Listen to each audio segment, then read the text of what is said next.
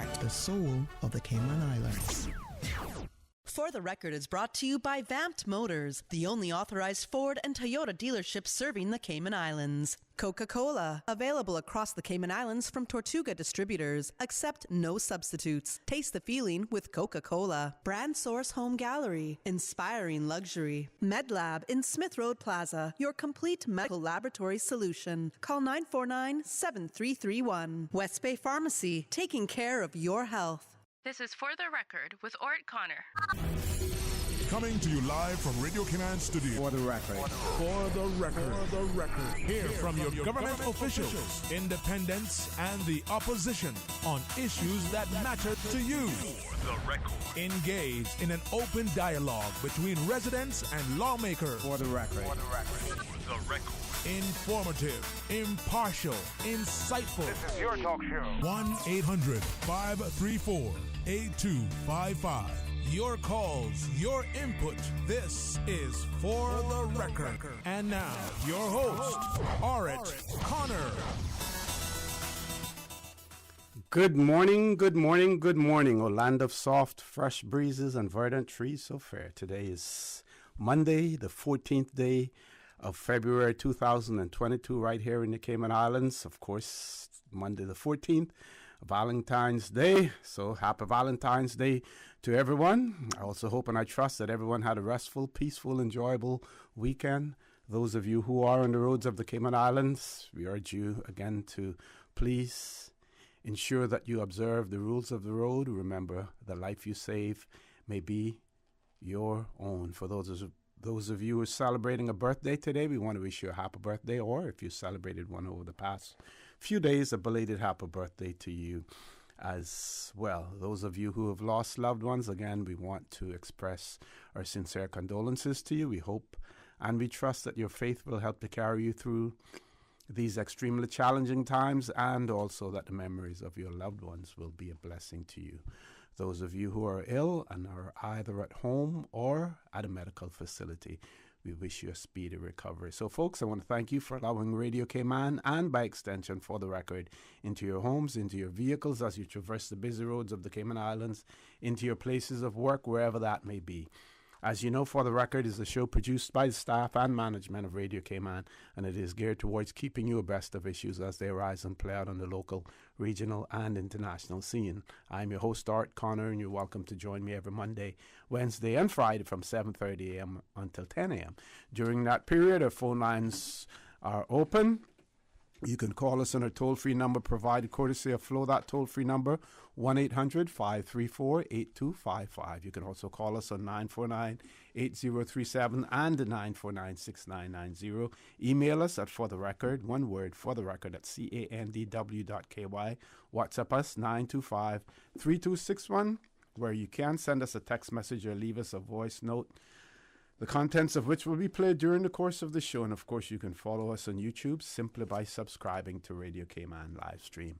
A little housekeeping this morning. This first segment of the show, we will not be taking phone calls, something extremely important to discuss, but we won't be taking any phone calls. And also, just want to extend birthday greetings to Mr. Joseph Ladner Watler Jr., who's celebrating a birthday today, and his family not only want to wish him a happy birthday, but also a special Valentine birthday as well. Those wishes are coming from his mother, Pam, father Ladner, and sister Sheila and her kids as well. So happy birthday and happy Valentine's Day as well. Miss Susan, you said to Cherry, also a happy birthday to Cherry from a friend. So we're going to dispense with all of the birthday greetings for now. Want to remind you the phone lines won't be open, for this segment of the show. What we will be discussing this morning is a student consulting program which was launched this February. It's a 10-week program run by the UCCI for upper-level business students. It is sponsored by Kmi National Bank, and the Center for Business Development helps to facilitate this on behalf of small businesses. So, to discuss this student consulting program, it is my pleasure to have in the studio with me this morning Ms. Annette Murphy from the UCCI. Ms. Murphy, good morning. Welcome to For the Record. Thank you. Good morning. Also with us, Ms. Latoya Smith from CNB. Ms. Smith, good morning. Welcome to For the Record. And, of course, we have Ms. Thais Descent, who's from the Center for Business Development. Ms. Thais, no stranger to For the Record, even though she hasn't been here for some time.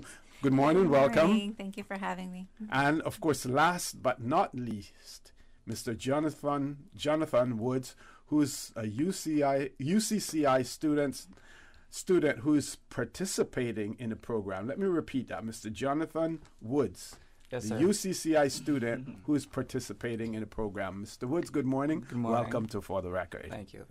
Okay, Ms. Thais, we're going to start off with you. And I gave a brief overview of the program, but we'll have you talk more about it.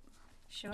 So the student consulting program was actually launched in 2008. So we're actually celebrating 14 years this year. It's a partnership with UCCI as well as Kmi National. So it exists. We at the Center for Business Development, we exist to promote small businesses in the Cayman Islands. And, we want to see the improvement of small business viability across our islands through advocacy, business counseling, training, mentoring, guidance, and that sort of thing. And we support small business programs such as this one. We're pleased to be a part of the student consultancy program and to continue the Ministry of Investment's efforts to increase awareness and practical application of entrepreneurial education. So to speak a little bit more about what actually happens within the program, I would prefer to turn it over to Dr. Murphy. Okay. She has all the details on exactly what the students have to do within the program. Go right ahead, Dr. Murphy. Thank you. Well, good morning again. The students who are involved in this program, as Thais said, we started in 2008. We have been going 14 years strong. The students are those who are completing their Bachelor of Science in Business Administration with a concentration in management.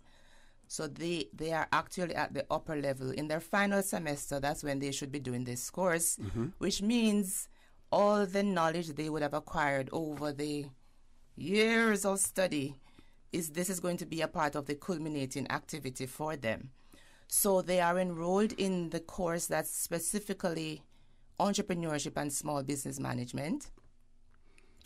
As long as you're enrolled in the course, it means you're a part of the program. That's how they get drafted into this consultancy program.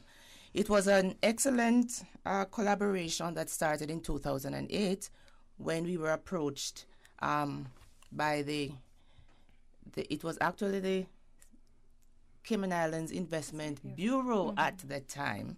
Okay. And so the students go out and offer advice. So remember what they are. We are tagging them student consultants. All right. They're students, so they're not going to be perfect, but I can tell you that they have a different perspective, a new perspective to offer to the business operators. So the students come into the program, they are apprehensive, some of them, because they do not know what is out there. They do not know what, but it has been a good experience so far. And if you should speak to some of those who have completed the program, Thais is one of them. She actually did the student consultancy program some time ago. So so they're drafted into the program. They work, they go and give advice to the businesses in whatever area that's needed. If they do not know everything, they do research, because that's what upper level learning is all about, education, you research. But most of the things that we find small businesses need is really marketing assistance. So you'll find that they have to do a marketing plan or elements of a marketing plan to assist. And most importantly, it's free advice. Can't beat that. Free advice that the small business operators are getting. Okay. So that basically explains how the system works. Yes. Basically. So if I'm a small business, what are the benefits that I'm likely to derive from this program? Let's say, for instance, if I am not that much technically sound as far as, let's say, social media, the new ways of reaching customers, how could this program help me? Well, that's what it is all about. It's where you are not knowledgeable and you're seeking assistance. So what you'll find is that if they need help with marketing, they need help with getting onto social media, they need help with a website, the students will go in, sit with them, do a little understudy of what the business is all about and the best activities that would help this small business. So if you do not have to know everything. All you need to know, you do not have to know anything about marketing. All you need to know is your business. So you're going to be giving the students the information. They will ask you for whatever they need, and then they will come up with this marketing plan, and then they will do ads, they will do all of these new things that are going on in social media. That's what they're for. They're young, energetic, fresh minds, so it gives you a different perspective. So it's a win-win situation That's for the everyone. word. I was about to say it, and you took it out of my mouth. Literally, it is a win-win situation. Yeah. So you're getting all this help, free help, and the students are also benefiting. One experience. Ms. Smith, let's hear from you about your company, CNB, and what prompted your company to be involved in this program and to be a sponsor. So we, as you know, we are the corporate sponsor of the student consultancy program. We provide stipends to each student involved in the program so that they can, help with their consultancy services. This initiative is important to us because we do value the power of education at Kmi National. We believe in investment in our students. It's also an investment in our future. And I think the fact that they get this real world experiences with local businesses is like an invaluable experience to the students.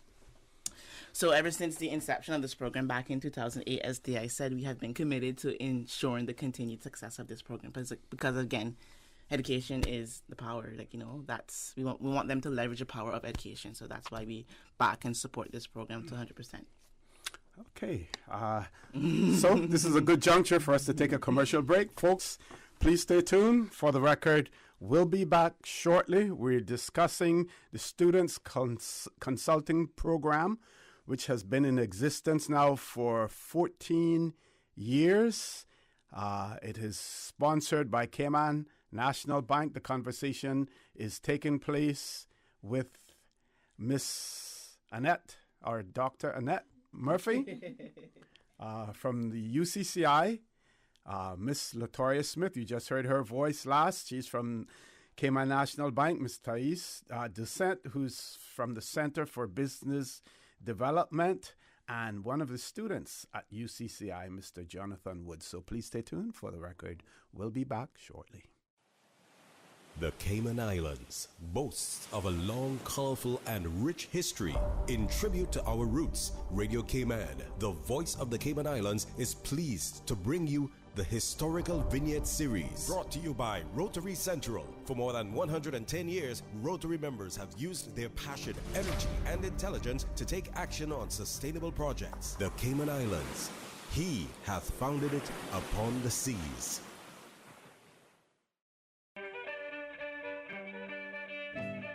In 1875, the Jamaican government passed the Wrecking and Salvage Law, directed to protecting the interest of ship owners and insurers and giving adequate redress to persons injured by the wreck. The law passed as a direct result of the wreck of 1874 of the British Iphigenia over the Boddentown Reef, in which residents pillaged the wreck despite no significant damage to the ship. Following an inquiry by the HMS Eclipse 8 days later, local magistrate William B. Webster was castigated and deemed unfit for office after the inquiry determined that he had failed to assist the protection of property and desired to wreck the ship. Radio Cayman's Historical Vignettes was brought to you by Rotary Central. For more than 110 years, Rotary members have used their passion, energy, and intelligence to take action on sustainable projects. Since 1993, Rotary Central has worked diligently each year to provide quality bus shelters to our community.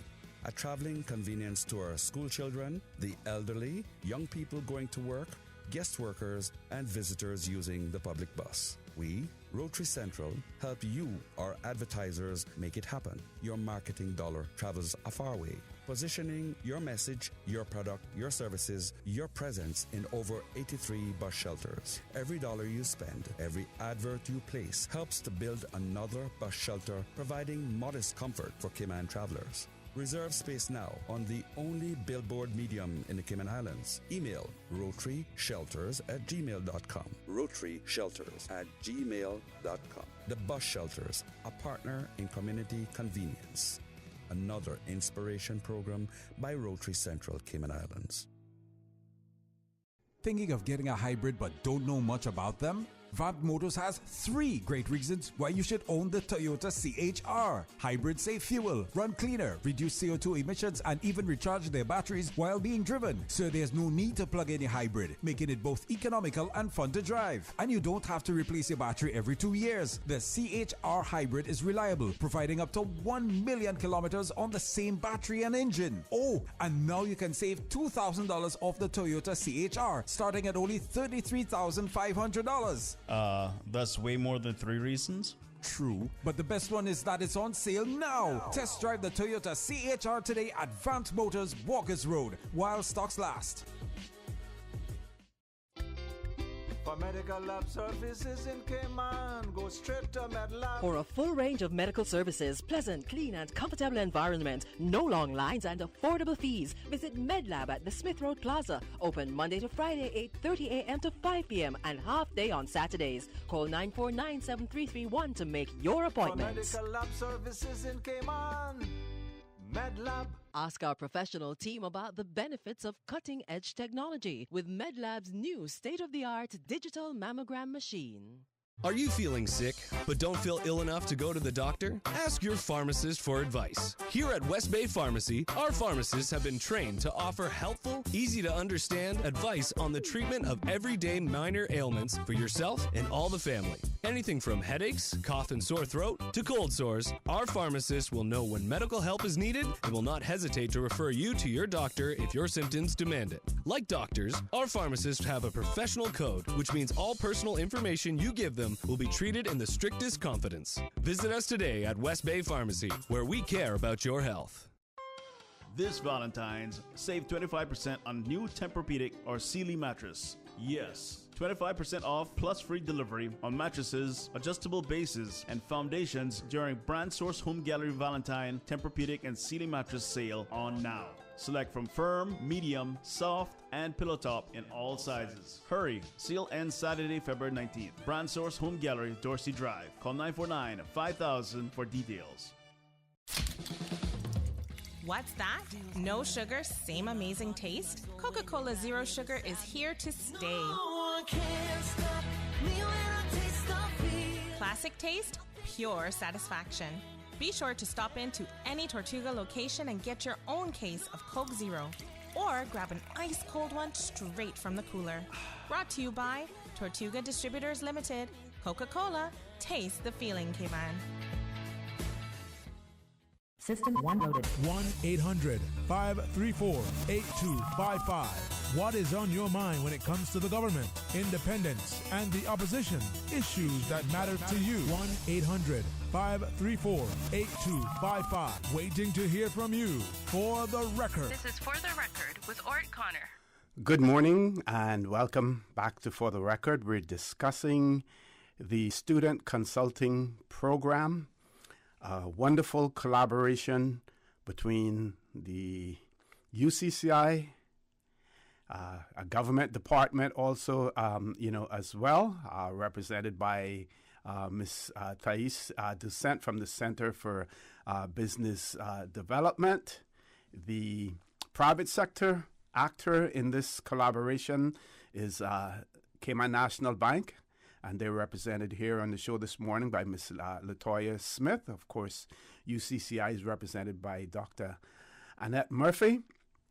And we have a student who is participating in the program. His name is Mr. Jonathan Woods, and we're going to turn the mic over to him now and let him tell us about his experience, what prompted him to get involved in the program, and how is it doing so far. Mr. Woods, over to you, sir.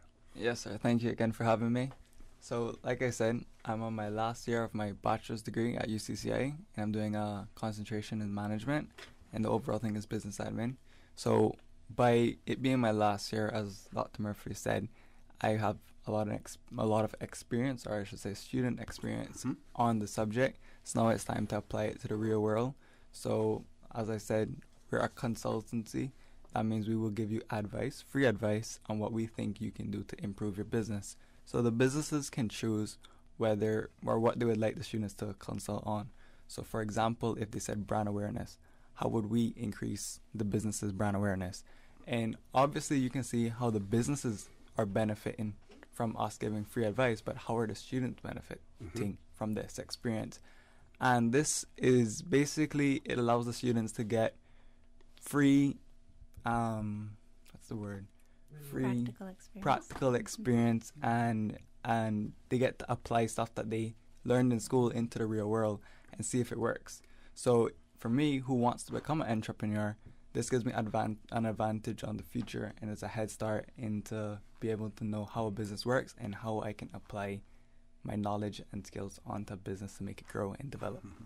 And how long has your attachment been with any particular business? Well, we have just started, so our attachment is about 2 weeks. It's a 10-week program, so we have a long way to go. Yes. Yeah, so we'll see how it goes in the future days. Now, folks, one of the complaints that we hear, and we've heard this throughout the history of the Cayman Islands as far as employment is concerned, and as far as our students involved in tertiary education, but not only tertiary education, but also coming out of high school. In the days, my day, very few people went to university. Only the select few went to university, or if you had the opportunity to emigrate to the United States, where you could probably get cheaper or sometimes free tertiary education. But a lot of students went straight from high school into the work environment.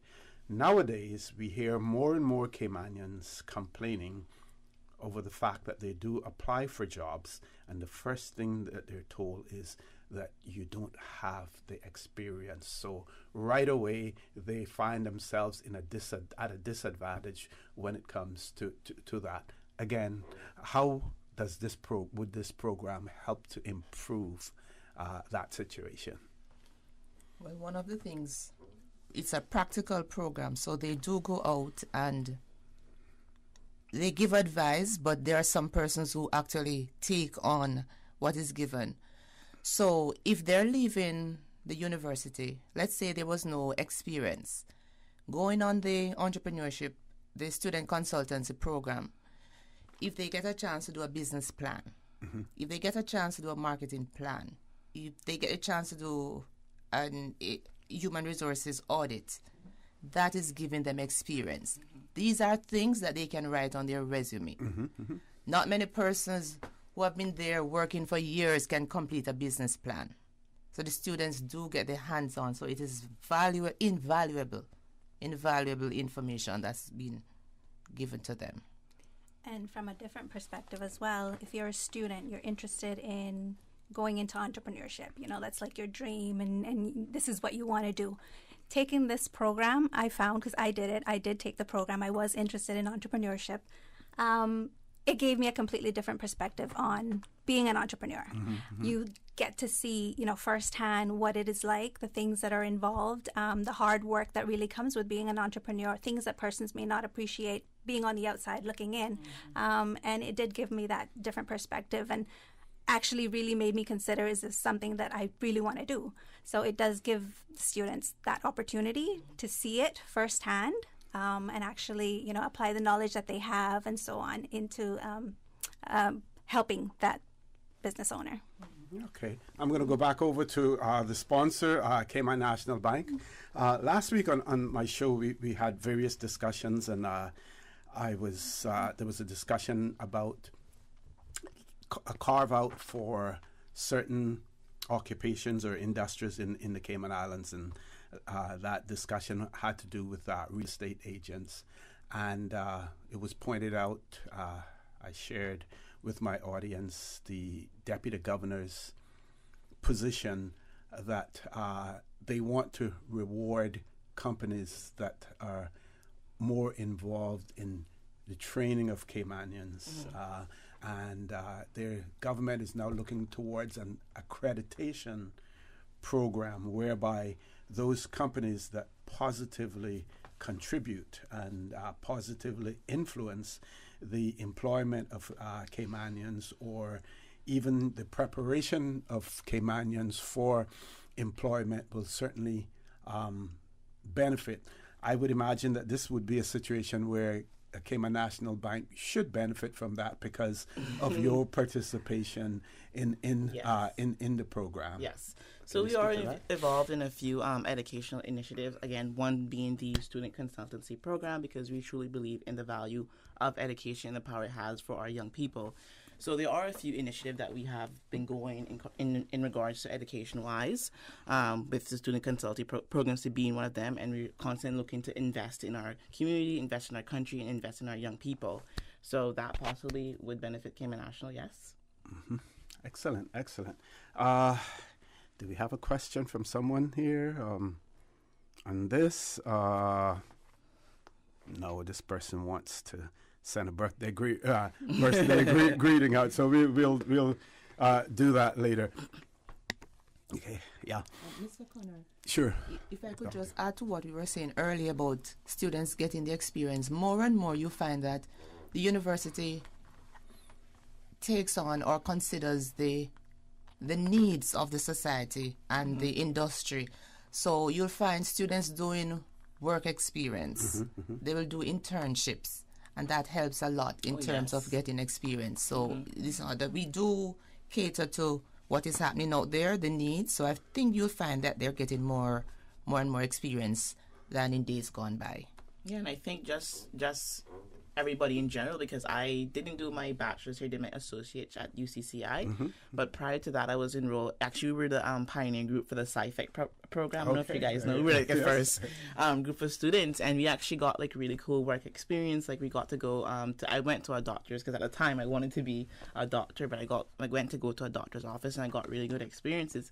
And I have friends who have went on work experience and be able to still be in that job today as a full-time job for years. So I think it's a really good initiative that our community is taking on to invest in our young people.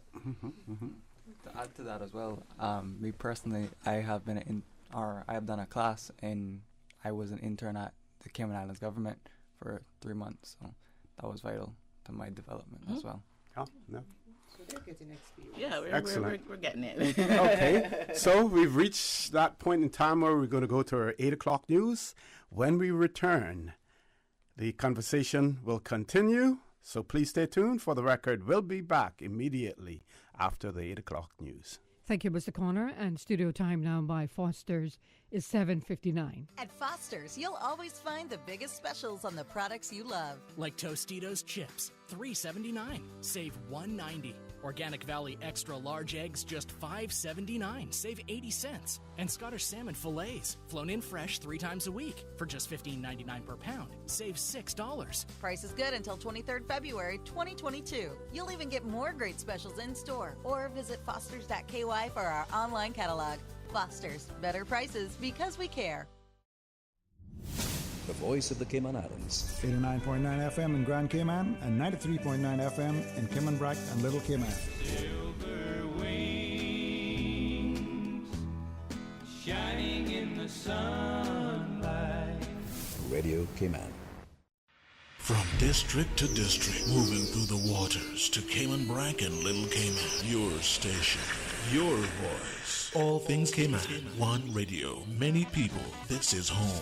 Radio Cayman in the Cayman Islands. For today's biggest news. Radio Cayman, the voice of the Cayman Islands.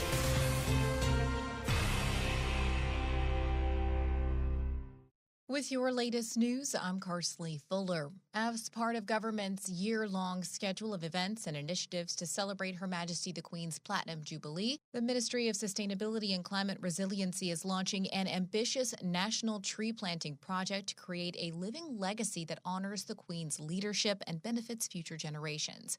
With a goal to plant 70 trees in each constituency, of which 70 will be mahogany trees across all 3 Cayman Islands, the planted tree for the Jubilee Initiative is the Cayman Islands' contribution to the Queen's Green Canopy Project in the United Kingdom. Botanic Park General Manager John Loris. The Queen Elizabeth II Botanical Park, the governor wanted it to be one of the main facilities for it to focus on, and with that, one of the very important aspects of it is the propagation of Salvia caymanensis, which is an endemic sage that was recently found, and we're trying to get back into the community, into the Cayman Islands, back incorporated into part of our natural world. Audio there courtesy of CIG-TV. The goal is to plant 1,330 trees across the Cayman Islands with the help of schools, church groups, service clubs, corporate green teams, and residents. For more information on how to get involved, to register your tree, to donate a tree, or to nominate a tree, visit gov.ky. Director and Chief Curator of the National Gallery of the Cayman Islands, Natalie Urquhart, is one of this year's 12 honorees at the National Arts and Culture Awards taking place this Thursday. In 2019, she set up the Cayman Islands Biennial and more recently launched the inaugural Cayman Art Week in response to the impact of the pandemic on the creative sector. Her own curatorial practice explores the influence of traditional cultural heritage and memory on contemporary art in the Cayman Islands, which has led to over 30 exhibition projects. In 2022, she has been recognized with the British Empire Medal of the Queen's Honor List for her services to arts and culture in the Cayman Islands and the wider region. This year, she would be honored with the CNCF's Gold Star for creativity. In regional news, Trinidad and Tobago's National Security Ministry has completed a second repatriation of Venezuelans. The exercise involved 38 Venezuelans who had entered Trinidad and Tobago illegally. They were screened by Trinidadian authorities as well as by representatives of the Embassy of the Bolivarian Republic of Venezuela. The ministry spokesman said, quote, "This is to ensure, among other things, that there were no victims of human trafficking among them." The Trinidad and Tobago Coast Guard was again the main operational unit in the exercise. Now with a check of international news, here's the BBC, which will take us out of the newscast. I'm Carsley Fuller from Radio Cayman's newsroom. BBC News, with Jerry Smith. The G7 group of most developed countries has warned Russia that it's ready to impose sanctions, which would have massive consequences on its economy if Moscow invades Ukraine. The finance ministers of the G7 said they viewed the Russian military build-up at Ukraine's borders as a cause for grave concern. The German Chancellor, Olaf Scholz, is meeting the Ukraine president today in Kyiv. There have been mixed reactions to the decision by sports authorities to allow the 15-year-old Russian ice skater, Kamila Valieva, to compete in the individual figure skating event at the Winter Olympics in Beijing, even though the issue of her failed drug test has not been resolved. The U.S. Olympic Committee said other athletes were being denied the assurance of a level playing field. Environmental activists in the Czech Republic have cut off the water supply to the Environment Ministry building in the capital, Prague, in protest at the outcome of a groundwater dispute with Poland. The activists mounted a sign over the disconnected water mains that said environmental justice. The Turkish President Recep Tayyip Erdogan is visiting the United Arab Emirates today for the first time in nearly a decade. Relations between the two countries were strained for years, with each backing opposing sides in regional conflicts. A Ghanaian political activist has been charged with treason after being arrested on Friday for making comments on social media about a coup. Oliver Barker-Vormawor has led protests against President Nana Akufo-Addo's government under the banner Fix the Country. BBC News. Stay in touch with Radio Cayman for the latest in news and information. Follow Radio Cayman on social media, Facebook, Instagram, Twitter. Download the Radio Cayman app or log on to our website, www.radiocayman.gov.ky. Radio Cayman, your voice, your choice, your radio.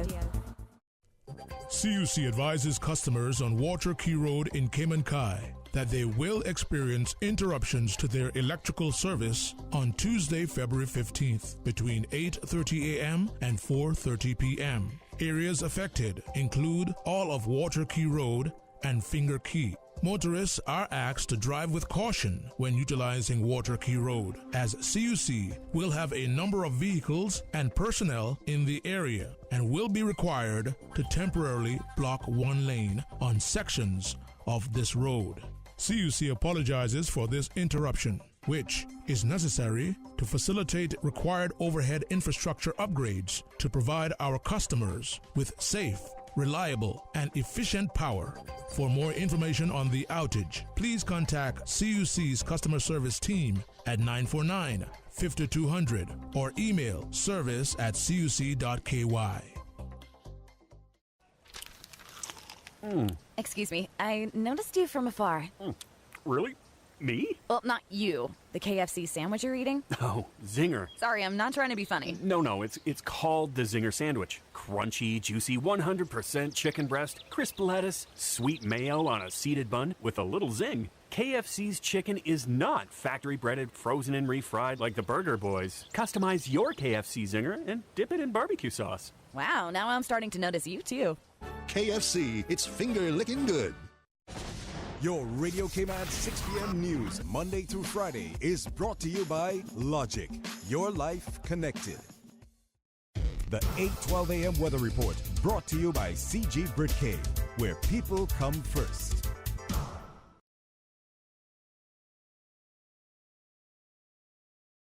Good morning, everyone. Hello? Hello? Oh, sorry, I was on mute. Okay, I see we have just about everyone, and of course Tom drops off, as per usual. Let's just wait a minute here. He always comes right back, and we're almost ready, and... oh, whoever's dog that is, please go on mute. Why won't it let me share my screen? Okay, looks like we're ready to start. We're like a video conference with no technical issues. CG Britcay. Good like that.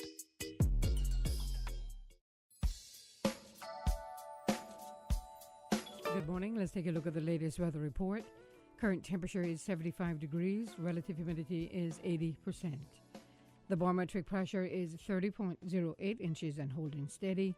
The wind is out of the northeast at 11 knots. Overnight low temperature was 76 degrees. Synopses indicate fresh winds and rough seas expected across the Cayman area ahead of a cold front just north of the area. The front is expected to move over and become stationary over the islands by this morning, with weakening expected to begin from tonight. Satellite images show the multi-level clouds, with the previously mentioned cold front moving across the Cayman area. Now the forecast for today calling for cloudy skies with a 40% chance of showers, and temperatures will rise to the mid-80s today. Winds will be northeast at 15 to 20 knots with higher gusts, and seas will be rough with wave heights of 5 to 7 feet. Small craft should exercise caution over open waters. Tonight, partly cloudy to cloudy skies with a 40% chance of showers, and temperatures will dip to the low 70s tonight. Winds will be northeast at 20 to 25 knots with higher gusts, and seas will be rough with wave heights of 6 to 8 feet. Small craft warning in effect for tonight. High tide will occur this morning at 4 minutes after 9, and a low tide this afternoon at 6 minutes past 3, and a high tide again tonight at 8:29. The sun will set this evening at 6:24 and will rise tomorrow morning at 6:54. And the outlook is calling for fresh east to northeasterly winds with some higher gusts and rough seas through Wednesday morning as the cold front dissipates.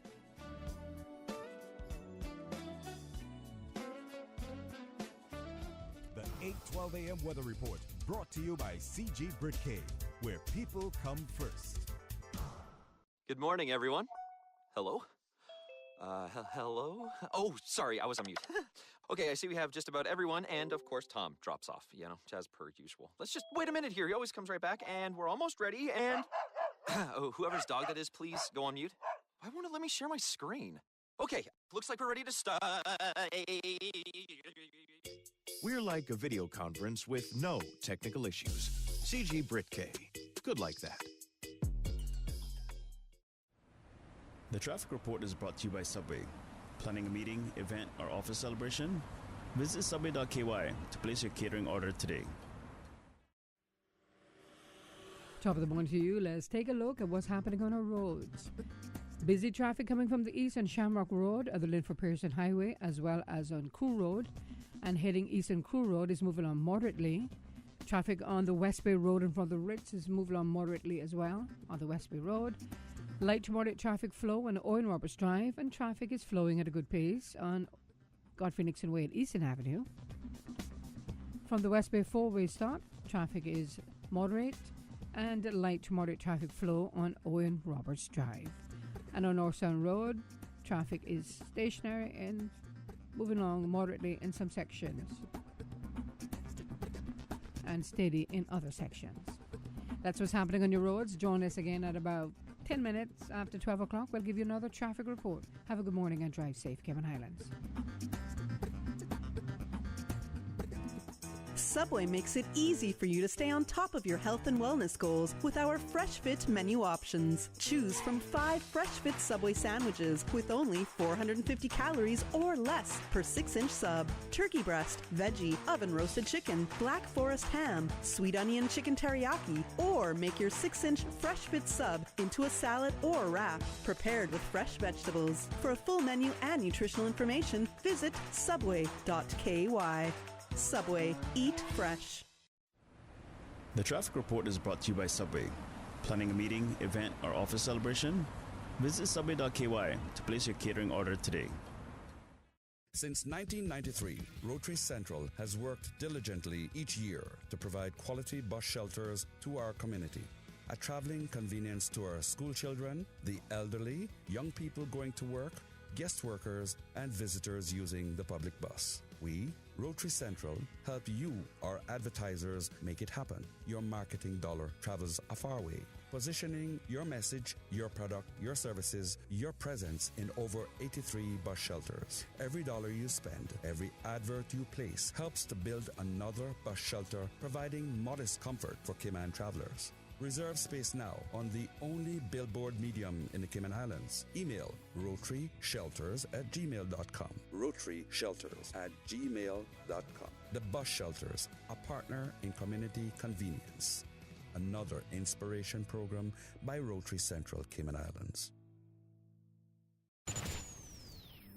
Radio Cayman News. Prices at the pump are back on the rise. It is the first automarker COVID-19 antibody immunity test this side of the Atlantic. Public Health says the new Omicron variant, BA2, is discovered in Cayman on February 3rd. Radio Cayman.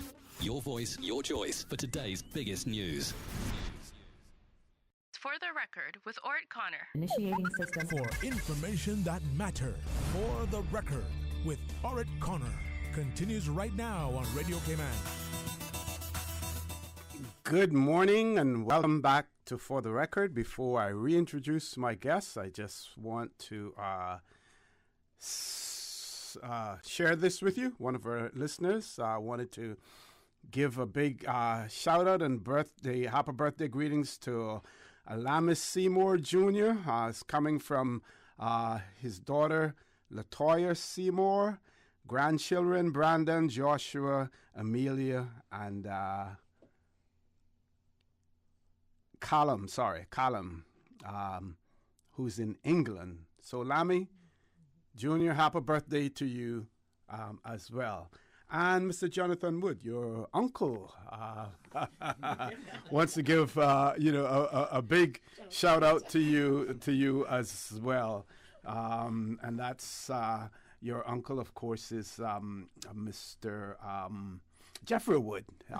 He's a frequent caller to the show, and I'm sure he's waiting by that phone in the event that we open up the lines. And I hope that we will have the opportunity to open up the lines this morning to have some discussion about the student consulting program.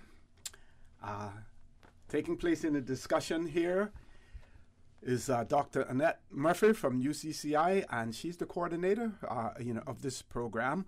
Also with us, Miss Latoya Smith, who is representing Kmi National Bank, who's the sponsor of this program, is Thais Descent, who is from Government Center for Business Development and the star of the show. centerpiece of the show, Mr. Jonathan Woods, who is a student who is participating in the program. Before I throw the mic back over to them, I just want to share with you, our audience, an article.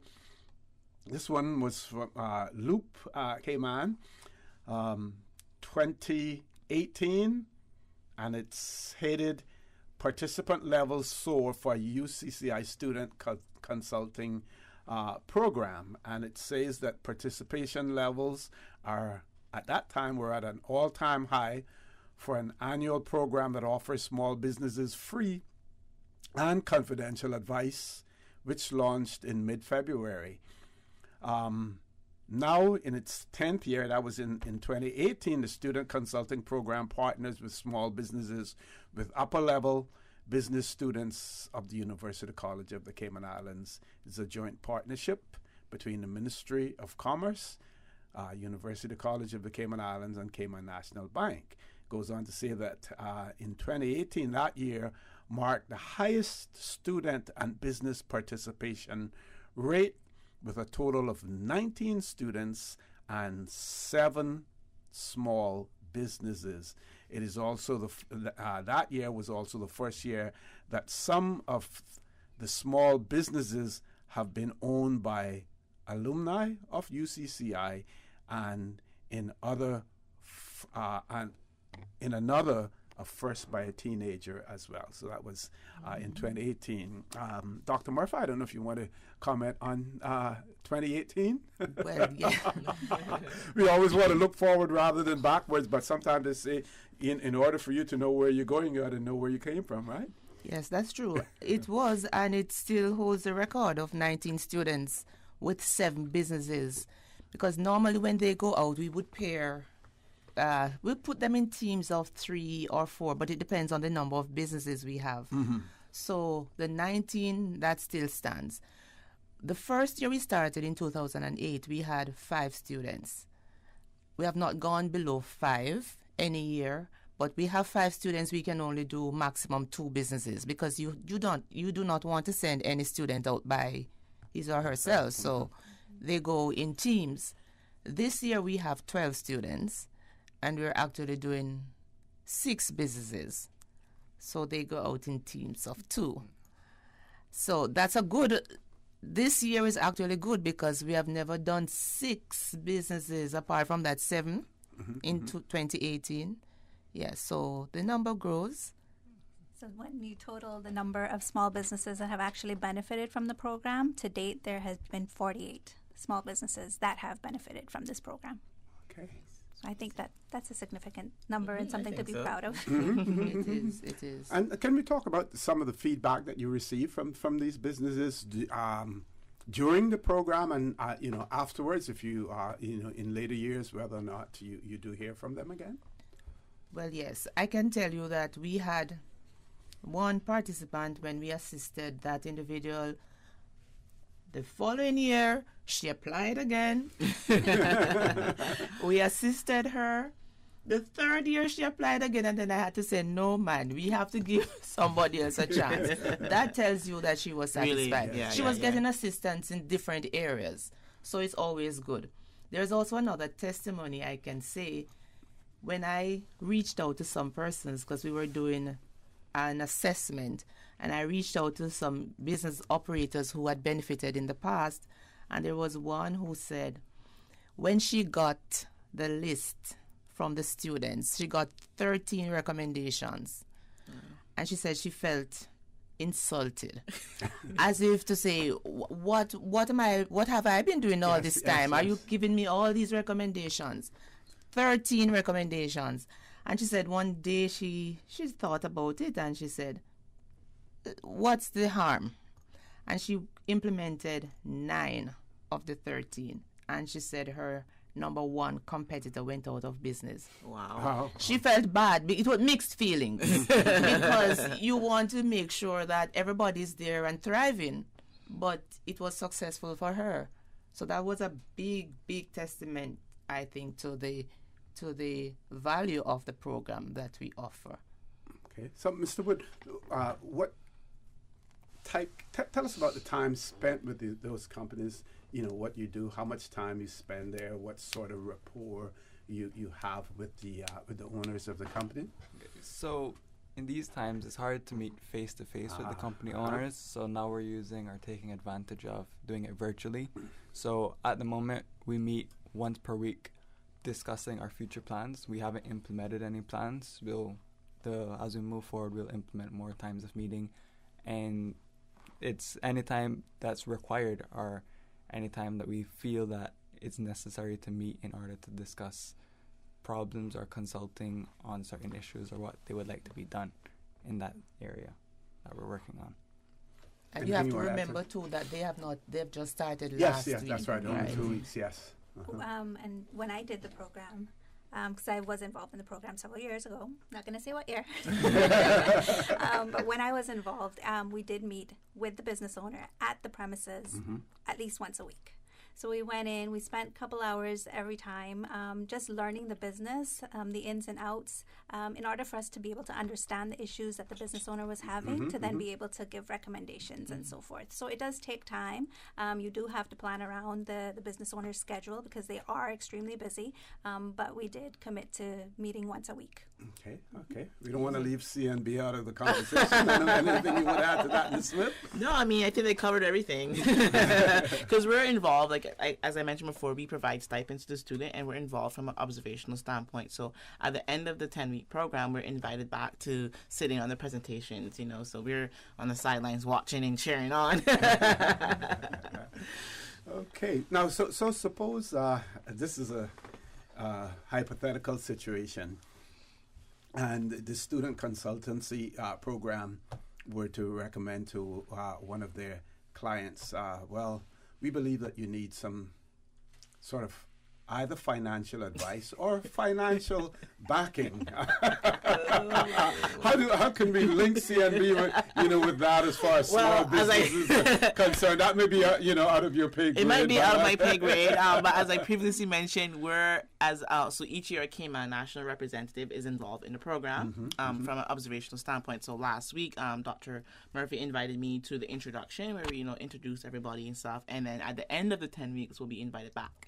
What happens between that 10 weeks, we're not really privy of. We're just involved in from a beginning and ending, and of course providing the financial support for the students to participate in this consultancy service program. Here is where the Center for Business Development comes in. Yes. So we improve small business viability. We do this through business development support. We do this through business counseling, training, mentoring, providing guidance to small businesses. And one of the things that we also do is towards the end of the business development programs that we have, we put together their financing and stuff just to get them ready to be able to then approach the financial institutions for assistance.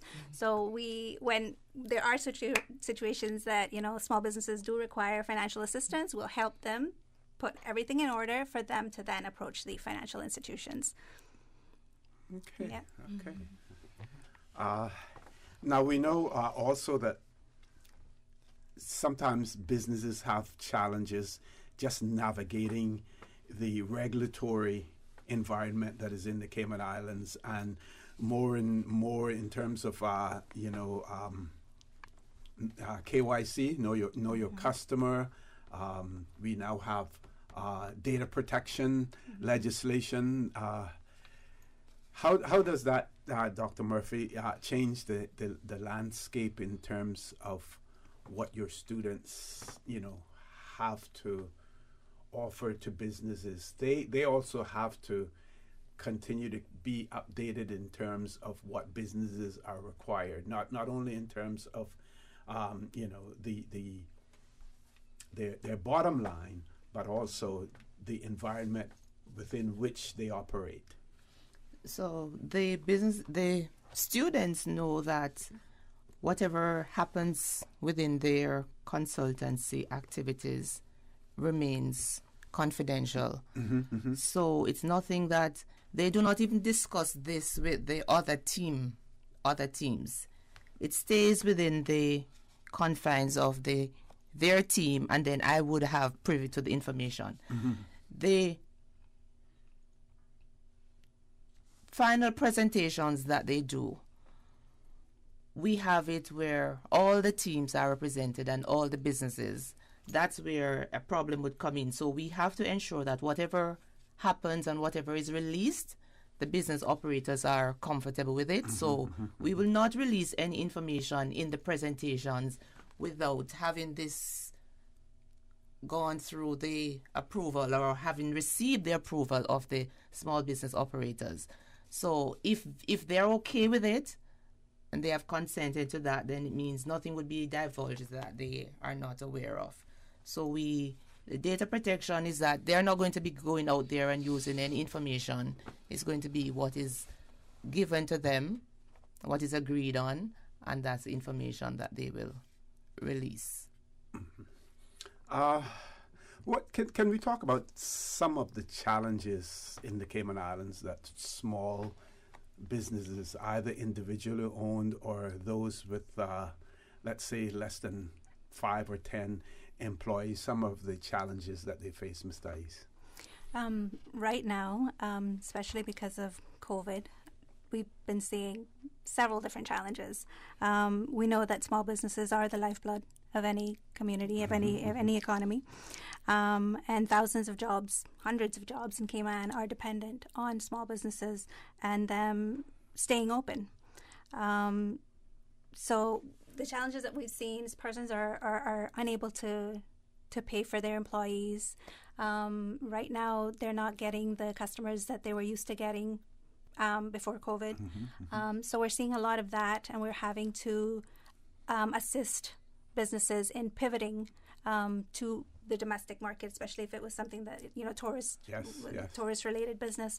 We're having to work with them in order to pivot their business to then focus on a different market. So those are the types of challenges that we are seeing.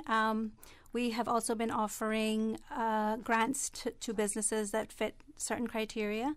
The grant programs are currently closed, I must say that, but that's what we were doing post-COVID. So we've been in kind of like offering relief post-COVID. So there's a lot of challenges. We hear about it every day, but I do have to say that we are there to offer support in those instances to help persons work in their business, or on their business rather, and to help them grow their business, especially in this time. Because we do see that there are quite a bit of challenges, and we do get the calls every day, and we're offering training, we're offering mentoring, we're offering guidance, and that sort of support to small businesses if they need it. So Dr. Murphy, your students then it's necessary for them to be familiar also with some of the programs that government offers. Let's say, for instance, Center for Business Development, what they offer, so that they can also give that advice. Yes. Absolutely, and we have actually seen where some of the participants from the program have come to us for assistance after the program has ended. Okay. Yes, what you'll find is that the number one problem has always been finances. For a small business operator, you just never have enough. Even the large businesses have problems. So a small business will always have that issue. So what they will do, the students usually find, even for the marketing, think outside of the box and find economical ways of promoting the business. And it's worse now because of the pandemic. Reduced clientele. Some businesses, unfortunately, have closed down, and the ones who feel it the most would be the small businesses. And it's not just a Caymanian thing; it's really a global. It is a pandemic, and it affects the businesses as well. So, when they need advice, the students provide the advice, and they do thorough research, to find out how best they can assist these people. As a matter of fact, sometimes even after the 10 weeks, you'll find that they will continue that association because they had set a target, and it probably, or sometimes it's outside of what they originally agreed on, that they will continue just to provide some assistance. So they just have to help them the best way they can in terms of finding, as I said, economical ways to promote and then they will refer to the Center for Business Development or other ways, even to research interest rates of banks, availability of loans. They just do whatever they need to do. Excellent. Okay, we're going to take a commercial break. When we return, Dr. Murphy, we know that the program has already started. So, at this point in time, it is not possible for anyone who has an interest in a small business who has an interest to participate, in this cohort. But let's talk about next year and talk about the criteria, all of the contacts and everything. So, folks, please stay tuned. For the record, we'll be back shortly. Since March 2004, West Bay Pharmacy has kept their doors open to the local communities, even before, during, and after Hurricane Ivan. At West Bay Pharmacy, our staff provides so much more than pharmaceutical excellence. From the moment you walk through our doors to completing your cash out, our staff will have put your healthcare concerns at ease. We would like to take this moment to thank our loyal friends and customers. To us at West Bay Pharmacy, our patients are our primary concern. We provide thorough background checks and precise calculations to ensure your medical safety. Thank you for being a part of our family and for choosing West Bay Pharmacy, where we care about your health. This Valentine's, save 25% on new Tempur-Pedic or Sealy mattress. Yes, 25% off plus free delivery on mattresses, adjustable bases, and foundations during Brand Source Home Gallery Valentine Tempur-Pedic and Sealy mattress sale on now. Select from firm, medium, soft, and pillow top in all sizes. Hurry! Sale ends Saturday, February 19th. Brand Source Home Gallery, Dorsey Drive. Call 949-5000 for details. Thinking of getting a hybrid but don't know much about them? Vamp Motors has 3 great reasons why you should own the Toyota CHR. Hybrid save fuel, run cleaner, reduce CO2 emissions, and even recharge their batteries while being driven. So there's no need to plug in a hybrid, making it both economical and fun to drive. And you don't have to replace your battery every 2 years. The CHR Hybrid is reliable, providing up to 1 million kilometers on the same battery and engine. Oh, and now you can save $2,000 off the Toyota CHR, starting at only $33,500. That's way more than 3 reasons. True, but the best one is that it's on sale now. Test drive the Toyota CHR today at Vamp Motors, Walkers Road, while stocks last.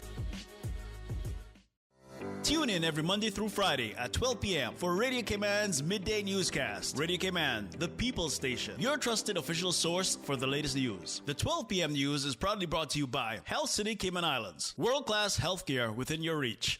System 1 loaded. 1-800-534-8255. What is on your mind when it comes to the government, independence, and the opposition? Issues that matter to you. 1-800-534-8255. Waiting to hear from you. For the Record. This is For the Record with Ort Connor. Good morning. Welcome back to For the Record. We're discussing the Student Consulting Program, which launched this February, 10-week program. I think it's in its second week. Now it's run by UCCI for upper-level business students. It is sponsored by Kmi National Bank and the Center for Business Development. So representing Cayman National Bank in the studio, we have Miss Latoya Smith. Representing the Center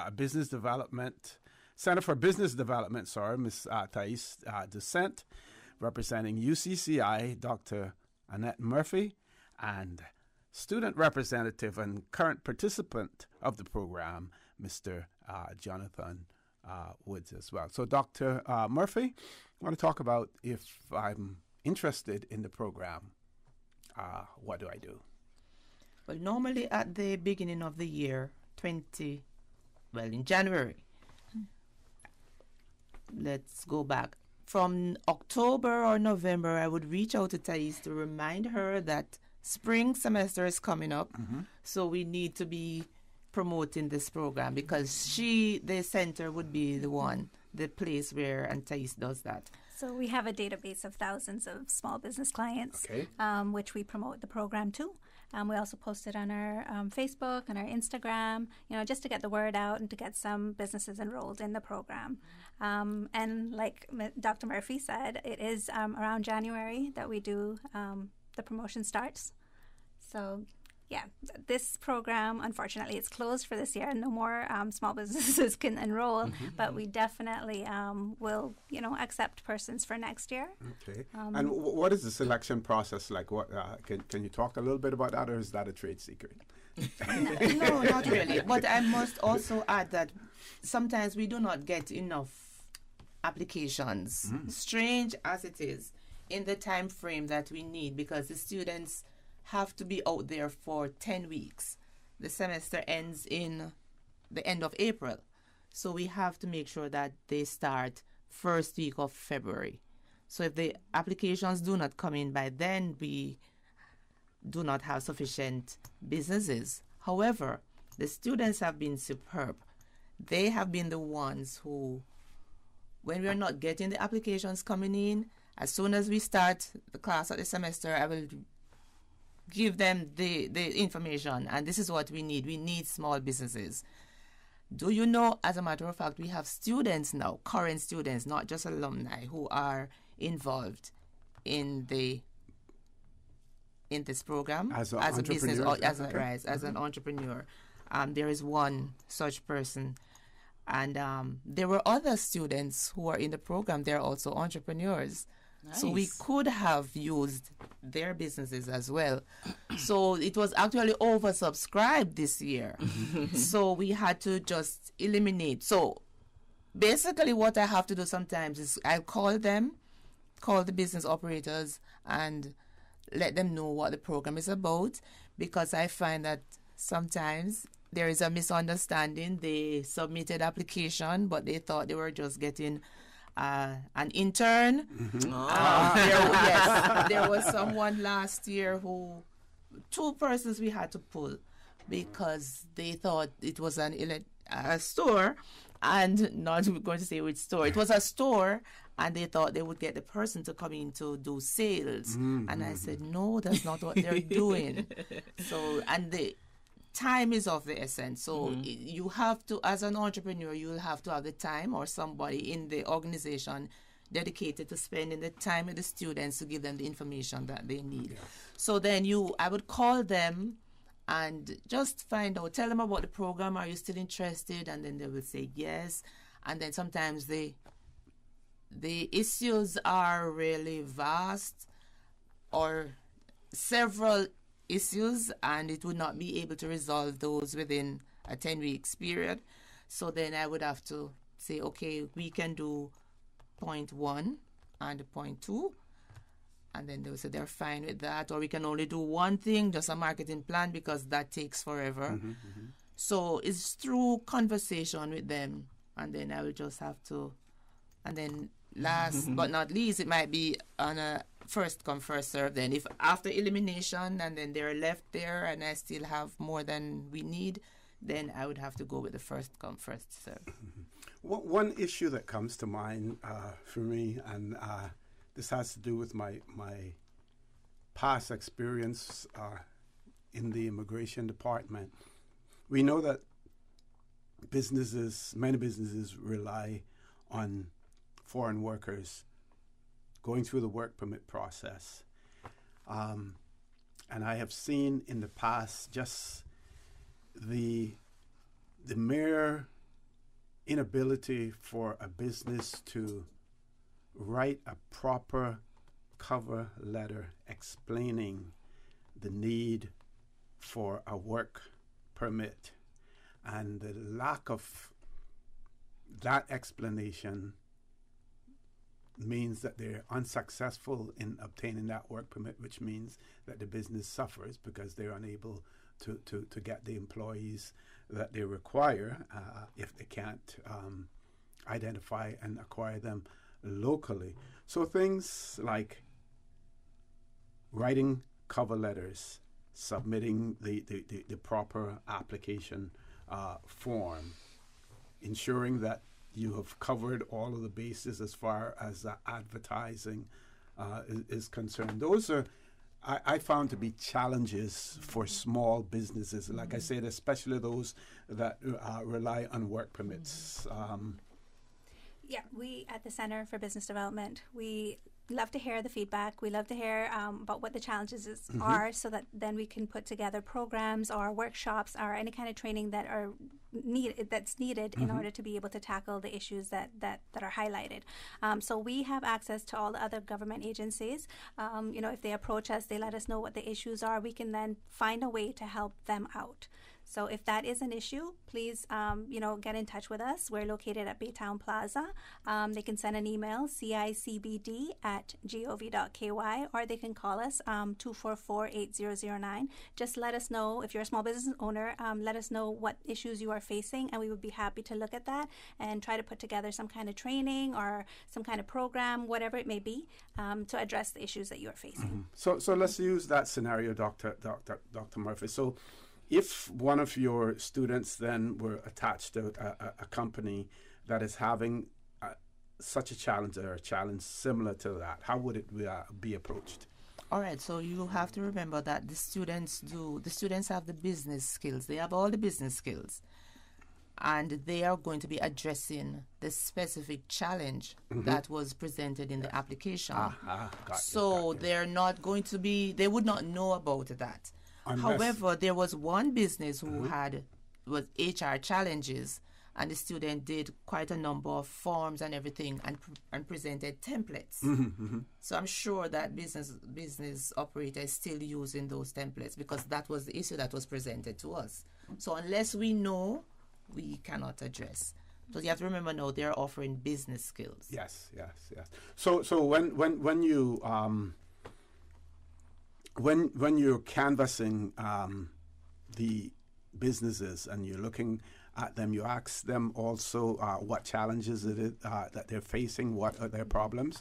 Is that one of the queries that you make in terms of choosing your participants? They need to identify a need. They need to identify a challenge within their business, and that challenge has to be something that can be addressed or can be, we can give recommendations on within the time frame, the 10 weeks. Yes. It's on the form that they complete, yes. And another thing that I think Dr. Murphy also looks at is that she needs to have students that are actually able to either they have the skills or the experience to be able to provide assistance on that specific challenge. Or even do the research on it.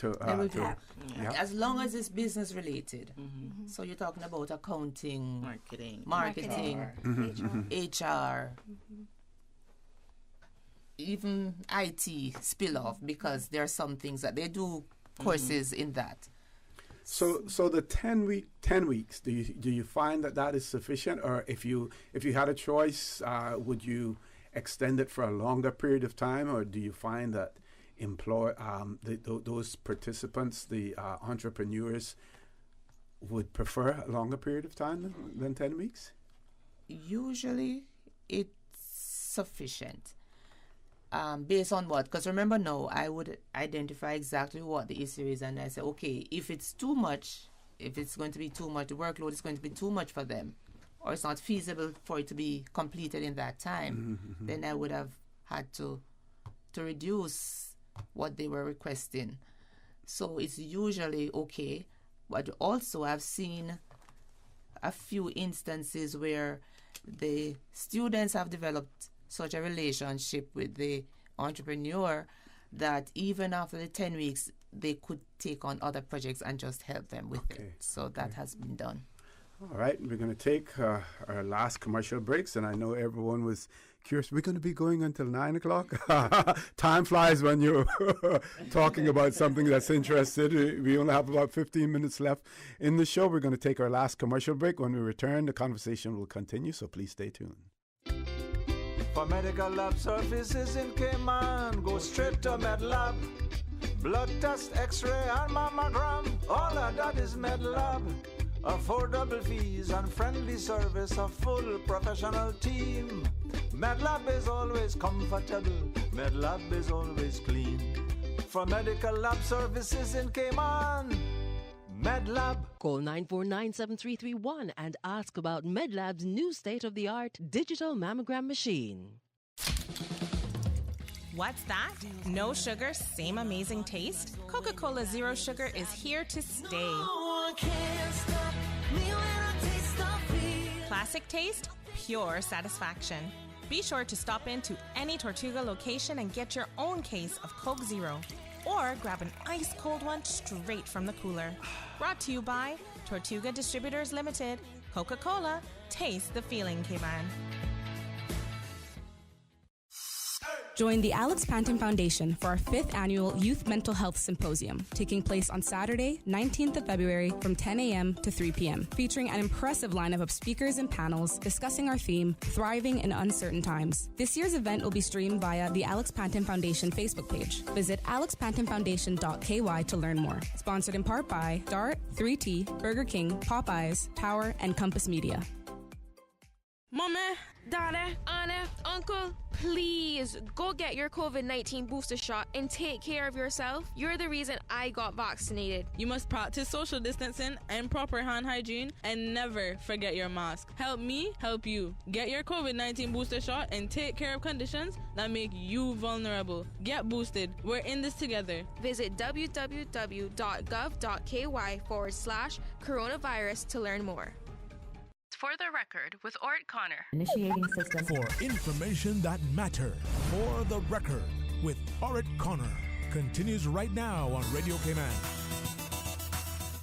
Good morning. Welcome back to For the Record. We're in the last leg of this segment of the show this morning. We have been discussing the business development program. That program is run by University College of the Cayman Islands for upper-level business students. It is sponsored by Kmi National Bank and the Center for Business Development. It helps to the Center for Business Development helps to facilitate on behalf of small businesses as well. So it has been my pleasure to have in the studio with me this morning Dr. Annette Murphy from the UCCI, Ms. Latoya Smith from CNB, Ms. Thais Descent from the Center for Business Development, and Mr. Jonathan Woods from one of the UCCI students who's participating in the program. And we want to give all of our panel an opportunity for some closing comments as well. But before I start with Mr. Jonathan Woods, I just want to say, Ms. Thais, that with the experience and the knowledge that these cohort of students have, they would certainly, and you don't have to respond to this, but they would certainly qualify for employment with Center for Business Development when they graduate as well. They would have learned all of the ropes and know, if they're interested in that as opposed to being entrepreneurs. Yeah. True. Yeah. And if they do want to be entrepreneurs, we're the center that they would come to. Come to as well. Yes.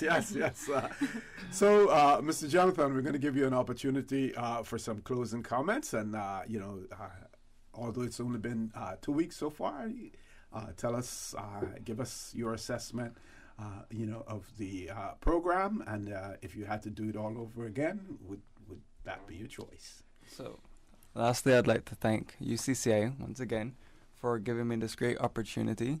Like I said previously, I am doing my concentration in management and a minor in marketing, and I'm able to use both of those skills in order to help the business that I've been given, which is to increase brand awareness. Mm-hmm. And my final thoughts on the program is that so far, I love it, and the 10 weeks, hopefully, they don't go by too quick because I want to enjoy it. So at the moment, I would love to continue working with the business itself and to do all I can to improve that business and grow it into what I think it can become. Okay, and we're going to hear from Ms. Smith, the representative of CNB, who are the proud sponsors of the We program. are. Thank you, OC. So, in closing, I would just like to express gratitude to Thais and your team over at CIBC for, continuing and helping with this program. In addition, Dr. Murphy and your team over at UCCI for just creating this amazing opportunity for students to get real-world experiences with local business. The participation, collaboration between all of us is what makes this possible to provide this exposure for the students. And in closing, I would say good luck to all of the 12 students, Jonathan, yourself being included, in this year's consultancy program. I think we're in week 2 now, so that means in 8 weeks, I'll be back to see the final presentation. So I wish you guys all the best, and thank you guys again. Thank you, OC, for having me.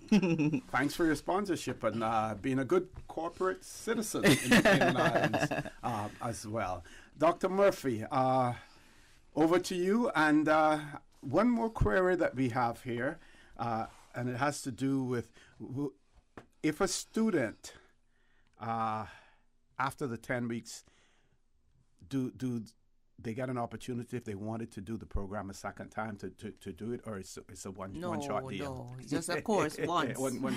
Okay. Over to you now. Yes, so it would be remiss of me not to mention that within the 12 students, there are 2 who are currently in the BRAC. Yes, and we do have a business that they are doing in the BRAC. So it's the Cayman Islands, not just Grand Cayman. All right. So it's very rewarding, I think. This course has been for many of the students, because I have seen students where they have said this is the best course that they have done at UCCI. So that's good. It allows us to, it's a good opportunity because it allows us to incorporate experiential learning for the students where they can get hands-on knowledge, and that's important. They're providing this knowledge to people. It's strengthening links between industry and the university. We are there. We are flexible. We do adapt to what is happening in the economy. And I want to say thanks to Ms. Thais and Ms. Latoya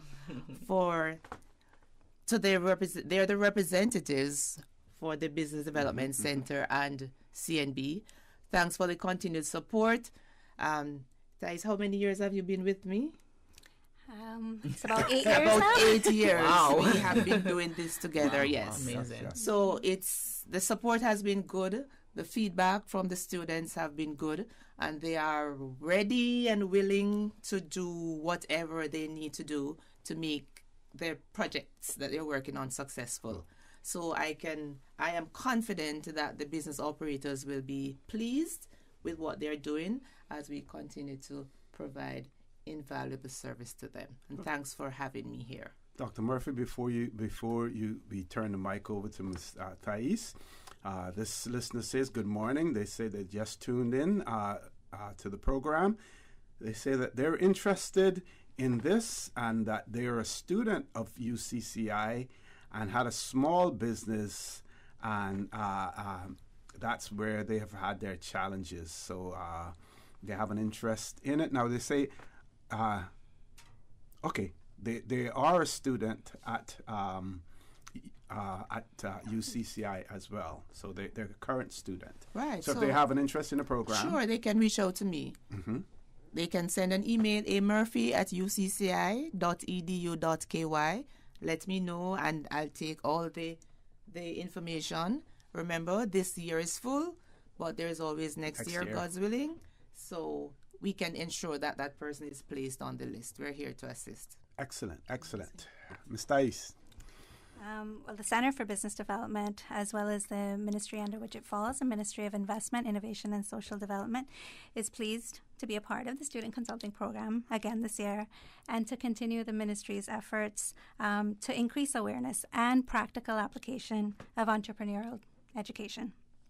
We recognize the significant role that small businesses play in the health and innovativeness of the Cayman economy, and we want to continue to support these type of programs that benefit small business owners. And we're fortunate to have strong, committed, and corporate organizations like Kmi National Bank here who share a vision for business development through educational pursuits. So on behalf of the Center for Business Development and the Ministry of Investment, Innovation, and Social Development, I just want to say thank you to CMB for supporting us throughout the years. And I also have to say thank you to UCCI, Dr. Murphy in particular, for partnering with us through this program. We're happy to be a part of it, and we want to see it continue to succeed. Okay, now we still have a little bit of time left, and I'm going to go back over to Mr. Jonathan Woods for tell us, explain to your audience what your day's like as a student at UCCI.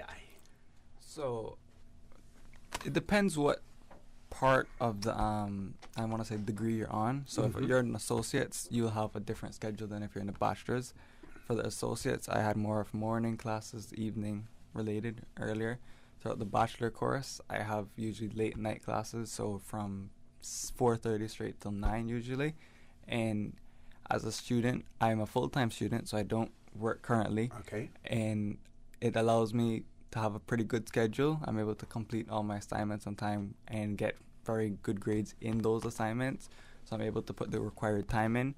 For those that work as well, they actually have a more busy day than I currently have, but they are also still willing to put the extra work in and complete assignments on time.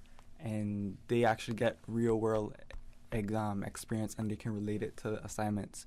So as a student, I would say it's very good. UCCI does an excellent job in allowing students to meet deadlines, time requirements. They give extensions if needed for particular students, and they're excellent. I love it. Okay. So I was going to ask you what is the environment like there, but you mentioned that in terms of the professors, the teachers there, as well. Excellent. And, yeah. Teachers are excellent. I've never went across a teacher that I didn't like or a teacher that didn't help me understand the topic. They have all been excellent and professional, and I want to say a big shout out to all teachers. And the student body? Excellent as well. We get a lot of group work, and like I said, groups are what I like to do. I like to work with other students, and it has been excellent so far. I've always been placed in groups, and all students are willing to participate to ensure that we get the required grade and the best project that we can do. Okay. Now we know that many students do start locally and then go on to overseas universities as well. What are your personal plans? We're focusing on you now. So my personal plans were actually just stay here. So I did the associates, I completed that. Now I'm on to the bachelor's.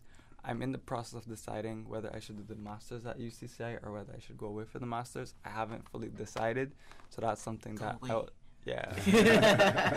be something. Because he did both. You get the exposure.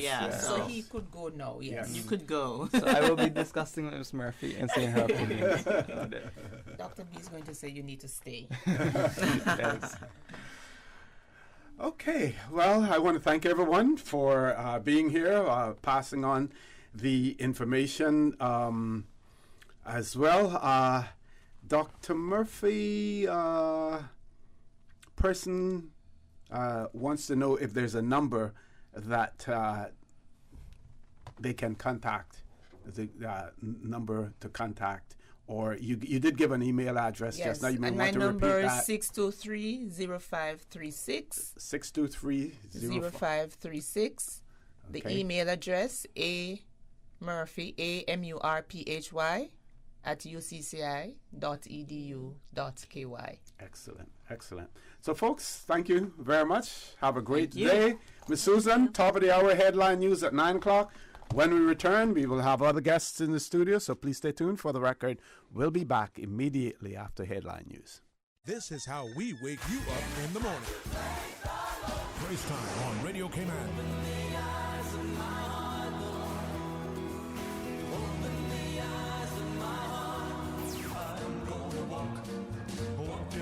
Stairs, 'cause I know my Jesus answers all my prayers. Praise time. Weekday mornings from 6 until 6:30. Praise time. There's nothing to go back to. Hear me, Jesus, in the morning. For the God of the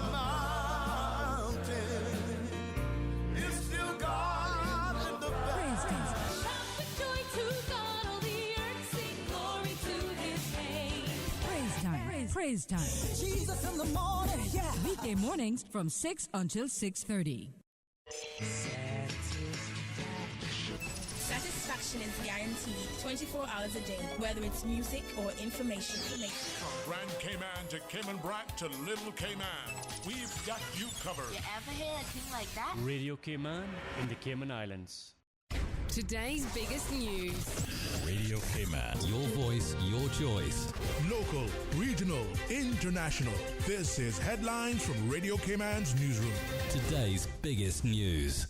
Latest figures from Offreg show the average price of self-service gasoline has spiked 2 cents to $5.06 a gallon since the last check on January 27th.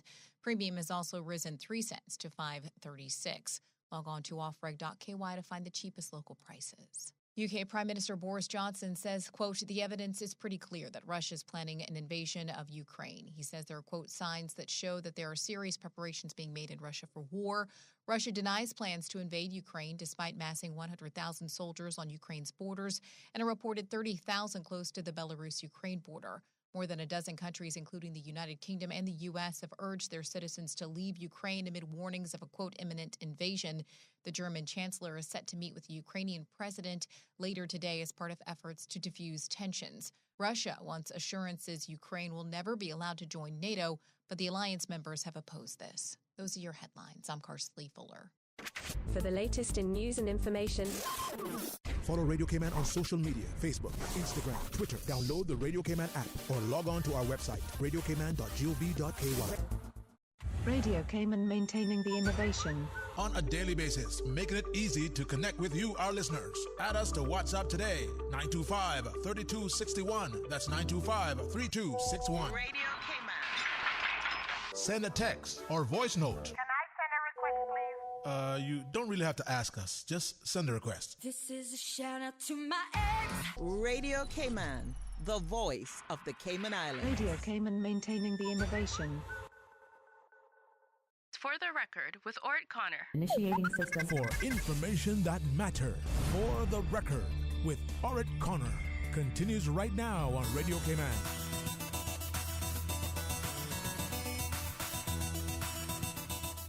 Good morning and welcome back to For the Record. It is my pleasure now to have in the studio with me. We're going to be talking about the Alex Pantheon Foundation, and we have Dr. Lam in the studio. We may be joined by others in the studio between now and 10 o'clock. Meanwhile, the conversation will take place with Dr. Lam. Dr. Lam, good morning. Good morning. Welcome to For the Record, and I'd like you to introduce yourself more formally to our audience. Thank you for having us today. I am one of the clinical consultants of Alex Pantheon Foundation, as well as a board member. Thank you for inviting us to talk about the upcoming symposium this weekend, Saturday. Yeah. Okay. Let's give us some details about the symposium itself. Yeah, so this is our annual symposium. This is the 5th annual symposium, actually. It's going to take place at the Ritz. However, we will be live streaming all the speakers and events of the day as well. So please go to our website, our social media, in order to register if you are interested in the live streaming. We will also be offering continuous educational point as well for professional and colleagues who are interested in collecting CE point. The topic of this year is Thriving in Uncertain Times, which is quite suiting, as you can imagine. Yes. Yeah, and we have a range of excellent speakers, ranging from clinicians, community leader, the ministry, parents, young people, as well as students, talking about the experience in coping with the pandemics, how to take care of their well-being. We are using quite a narrative approach this year because we want to kind of reflect on the recovery, reflect on what actually worked well for us. So yeah, there will be packed of events. Have a look at the run of the show at our website. There will be loads of details. And this will be the 5th annual youth mental health symposium that you're having, I believe. That's right? right. The fifth one? Yes. Yeah, absolutely. Yeah, we're about 5 years old now. It feels the time has flies. And during these 5 years, we have created quite a lot of the community outreach programs and projects. So you will get to hear all of those things as well. And if you want to find out more, have a look at our website, our Facebook and Instagram. Now, tell us how important the foundation is in terms of our youth and mental health. A lot of us growing up didn't have the type of support services, support groups that are available today. Can we talk a little bit about that? Absolutely. I love the opportunity. And precisely that's the reason why the foundation was set up. One of our mission is to break the stigma in talking about mental health. Mental health is one of those things that it seems like there is quite a lot of stigma, there is quite a lot of barrier. But just like our physical health, our brain is another organ of our body. It can also get ill, right? But because we cannot always readily assess our brain, so therefore it makes it quite hard to know when someone is suffering. So therefore, inadvertently, it creates a bit of a barrier because sometimes when you don't know, you can't see, it makes it quite scary to talk about it. So the foundation has a lot of psychoeducation material. We do community workshop. One of the most recent and our proud kind of achievement is bringing in emotional literacy program on island. So all of the government school, very, very proud to say that all of the government school are now implementing evidence-based emotional literacy program, so that we are hoping to address the barrier that you talk about, is that people don't really know how to talk about emotions. So the theory behind it is cheaper and more effective to build emotionally resilient young people than to repair broken adults. Okay, and how do we go about building that rather than repairing? Absolutely. Some of the tools that are used. Yeah, so talking specifically about the emotional literacy program is that they use story. They use story and narrative as a way to educate young people in addressing kind of anger, bereavement, bullying, all of the kind of losses, all of the common kind of things that young people would go through, going to school, growing up, and all of those kind of things. So that is one way to encourage building emotional literacy. We also have a lot of other programs such as Breaking Barriers, which is a peer support group in addressing difficulties with depression, anxiety. We also have Teens Talk, which is an online platform, which is again for peers, for young people to join, run by Dr. Smith, facilitated by Dr. Smith. We also have Bereavement Group due to the recent events. By Miss April, the counsellor. We also have quite a lot of psychoeducation material that we go out with. We also have a very exciting project with the Crisis Centre, specifically Thai Lounge, in building a virtual interactive platform in providing psychoeducation material, resources, self-help material to our young people in the population, as well as incorporating a text line and the phone line on the website. Okay. Can we talk a little bit about any specific programs in educational institutions, schools in particular? Absolutely, yes. Yeah, if that's what the listener wants to hear. Yes. Yep. Yeah, so in school, the emotional literacy program is, is a big collaboration that we have with the Ministry of Education and the Department of Education. So that is implemented, like I said, in all the government primary school. Some of the private school is also self-selected to implements the program. We also go into school to do workshop as well, so that can be requested anytime.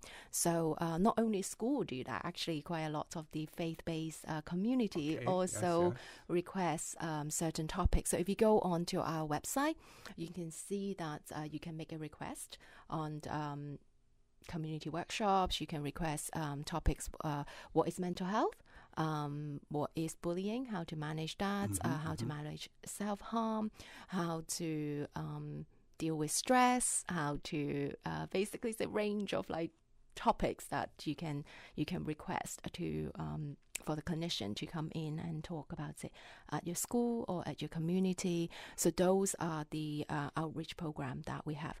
And we also have a program called the Youth Ambassador Program, which is completely run by our very passionate, very skilled, very talented young people. And please come and listen to them at the Symposium, because they have a lot of ideas of what they want to roll out for this year, namely the inclusion program, where they want to reach out to specifically including young people with additional needs as well. Okay, so let's go back to the Symposium, and we talk about the date is on the 19th. Yeah, this Saturday. The location? At Ritz-Carlton. Okay. However, you can go online. You can go online and view our streaming, because of the COVID suppression. There is limited number of people can be gathered in one place. So we are very, very fortunate that we. With the support from Tower and Social Butterfly, we are able to live stream the events on the day, so that there is no limit who can actually attend the events at the comfort of their home. So as far as the in-person attendance is concerned, that has already been, you already have your numbers for that? Yes, we have. Okay. So it's kind of invitation and confirmation basis. So I'm really, really sorry that we are not able to accommodate everyone in person for safety reasons, but it is available online. Okay, we're going to take a commercial break. When we return, if you could talk a little bit about the, some of the you mentioned it before, the topics that will be discussed, and some of the individual participants as well. Absolutely. Yeah. Okay, folks, please stay tuned. We're talking about the Alex Pantheon Symposium, Mental Health Symposium, the 5th annual one, taking place on the 19th of this month, Saturday the 19th. That conversation is taking place with Dr. Lam. So please stay tuned for the record. We'll be back shortly. For medical lab services in Cayman, go straight to MedLab. For a full range of medical services, pleasant, clean and comfortable environment, no long lines and affordable fees, visit MedLab at the Smith Road Plaza. Open Monday to Friday, 8:30 a.m. to 5 p.m. and half day on Saturdays. Call 949-7331 to make your appointments. For medical lab services in Cayman, MedLab. Ask our professional team about the benefits of cutting-edge technology with MedLab's new state-of-the-art digital mammogram machine. What's that? No sugar, same amazing taste? Coca-Cola Zero Sugar is here to stay. Classic taste, pure satisfaction. Be sure to stop into any Tortuga location and get your own case of Coke Zero. Or grab an ice-cold one straight from the cooler. Brought to you by Tortuga Distributors Limited. Coca-Cola, taste the feeling, Cayman. Government's new recruitment portal offers job seekers a paperless online process that makes it easy to apply for more than one job anywhere, anytime. With this step forward in our online recruitment presence, you can keep track of outstanding applications and appointments and receive notifications about your applications. Visit the careers.gov.ky portal and use the new one-stop shop for civil service recruitment to further your career. Wave your country flag, sport your favorite jersey, show off that national costume, or channel your inner majesty with a salute to the Queen's Platinum Jubilee. It's Dress for Culture Day with a Majesty theme Friday, March 11th. Brought to you by the Cultural Foundation as part of K-Fest 2022. Celebrate Cayman's cultural melting pot with a dress-down fundraiser open to schools, businesses, and individuals for donations of just $5 for adults, $3 for students. Visit artscayman.org for more information. For the record, with Ort Connor. Initiating system. For information that matters. For the record, with Ort Connor. Continues right now on Radio Cayman.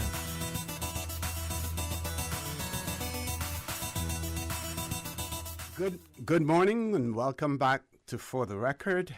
We're discussing the 5th Annual Youth Mental Health Symposium by the Alex Pantheon Foundation. That conversation is taking place with Dr. Lamb, but we have been joined in the studio by none other than the Honorable Sabrina Turner, Minister for Health and Wellness in the Cayman Islands. No stranger to Radio Cayman, no stranger to For the Record. Minister Turner, good morning. Welcome back to For the Record. Good morning, Mr. Turner, and good morning to the Cayman Islands. It's a pleasure, of course, to be back here. And despite the topic, it's highlighting and creating awareness of the 5th upcoming symposium that's scheduled for this Saturday. So I'll be one of those in attendance that will be giving an address. But the whole purpose of me being here this morning is to show from a national level the support of the Ministry of Health and Wellness. We're all in this together. And to just partake in this discussion and to let the wider public know that it is not silent from the national level, from your elected arm. It is actually, mental health is one of the key things on this government's agenda and definitely falling under my remit. I'm just here to lend support to all those persons who may be experiencing some form of mental health or have a family or loved one that is going through it, and to try and demystify, you know, what comes along with it. It sometimes it appears to be shameful because we're such a close-knit community that you know, sometimes it's hard to even start having the conversation. Do we start with a loved one? Do we start with an extended family member? Do I go to a physician that may have seen me as a strong role model in the community, but not realizing I may be suffering, or my child, my spouse, my loved one is suffering from mental health? How do you identify it? You won't know unless you start the conversation. And I'm hoping that dealing with our adolescents and our teens, that we will encourage parents, the adults, to come out as well, because there are takeaways on all, the 360, on all fronts when it comes to mental health. Now, on the international scene, we have seen, you know, high-profile individuals talk more and more about mental health issues, athletes, you know, politicians, you know, from a wide spectrum. You know, people are talking more about it, advocating, you know, more for it, and I think that helps to encourage those persons who are hesitant about talking about mental health issues to come forward as well. Dr. Lamb, can you comment on that? Yeah, and I think exactly what Minister Turner has addressed is that if we set an example to talk about something that can potentially be quite scary, it really does demystify it, doesn't it? Does. You know, we and I think we talked a little bit before the break about how come talking about mental health sounds such a scary kind of thing, because it's not like the arm that is burned, you know, or broken, that you can actually see it and address it. Mental health is something quite internal. You know, like I love the fact that you put yourself out there, Minister Turner, about, you know, I might look very strong, but actually I have bad days as well. Exactly. The brain is just another organ. Sometimes it can get ill, just like my stomach, just like my leg, just like the muscle, right? And I think culturally and kind of evolutionary, people don't want to come across like they're weak, that there is something that they're not able to control, right? So therefore, let's not talk about it so that I can kind of self-protect.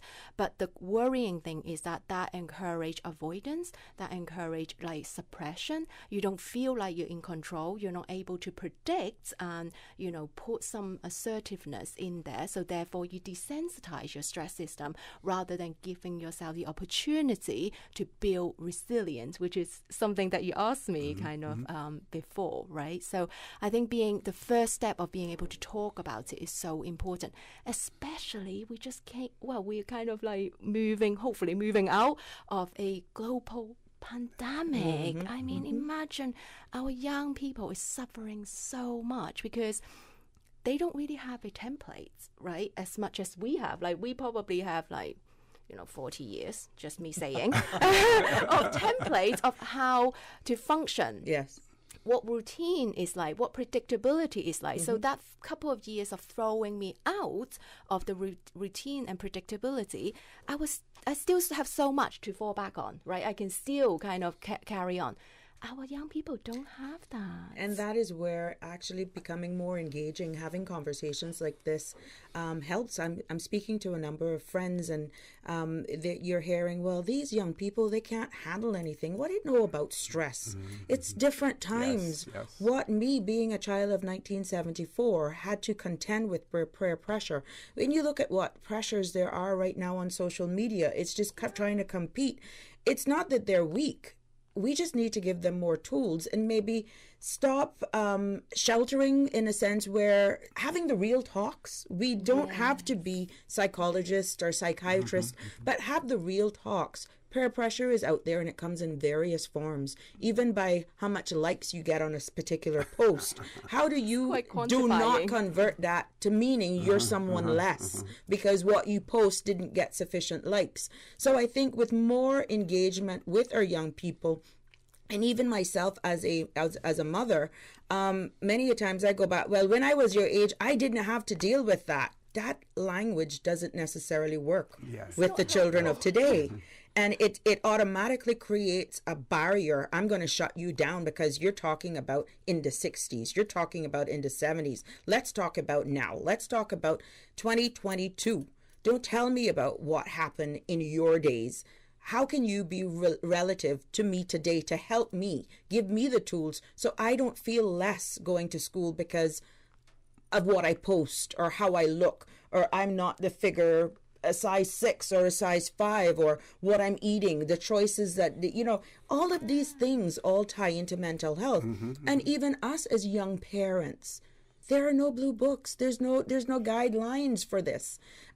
Whether or not I have failed as a mother of 74, having my children, given them everything that I thought would have prepared them so that they wouldn't have to be doing house chores.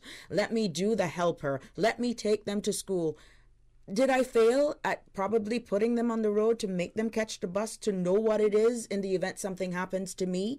These are all discussions that I feel that we need to have. There's nothing wrong with having the discussion, and there's no right or wrong when it comes to addressing these issues that could become mental strains or additional pressures on children. There's no right way around it. The only thing negative is the fact that you're not starting the conversation. And I'm happy for organizations, an outlet like this. And this is the first time from a national level that you're hearing so much of a supportive government really looking and delving into mental health. I know my predecessors, they started the mental health facility. COVID hit. Yes, no more we're going to deal with that. This government is tasked now with dealing with managing a pandemic, could be an epidemic very soon, we hope, but also to play catch up and to modernize. There are legislations that's going to be needed. There's different structures, but the mere fact that you have the attention from a national level of your leaders is a great way of saying we're going to get on this and we're not going to do this alone. No child, no adult, no one out there should feel alone when it comes to mental health. Now, Dr. Lam, the Minister Turner spoke about the reaction that we get from the older generation in terms of the younger folks now being able to, or their ability to cope or to not to cope. How do we handle persons like me? Or I should, my age, who may persons my age, the 40s, persons my age who would react like that and say, listen, when I was growing up, I had a tough time and I had to endure it.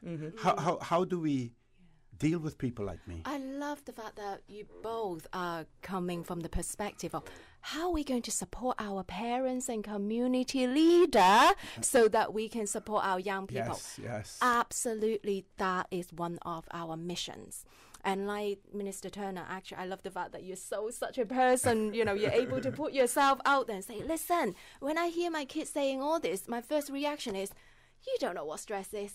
You don't know what I've just dealt with at work, right? Yes. What you're basically saying is that actually this is new. Mm-hmm. I don't actually quite know what you're talking about.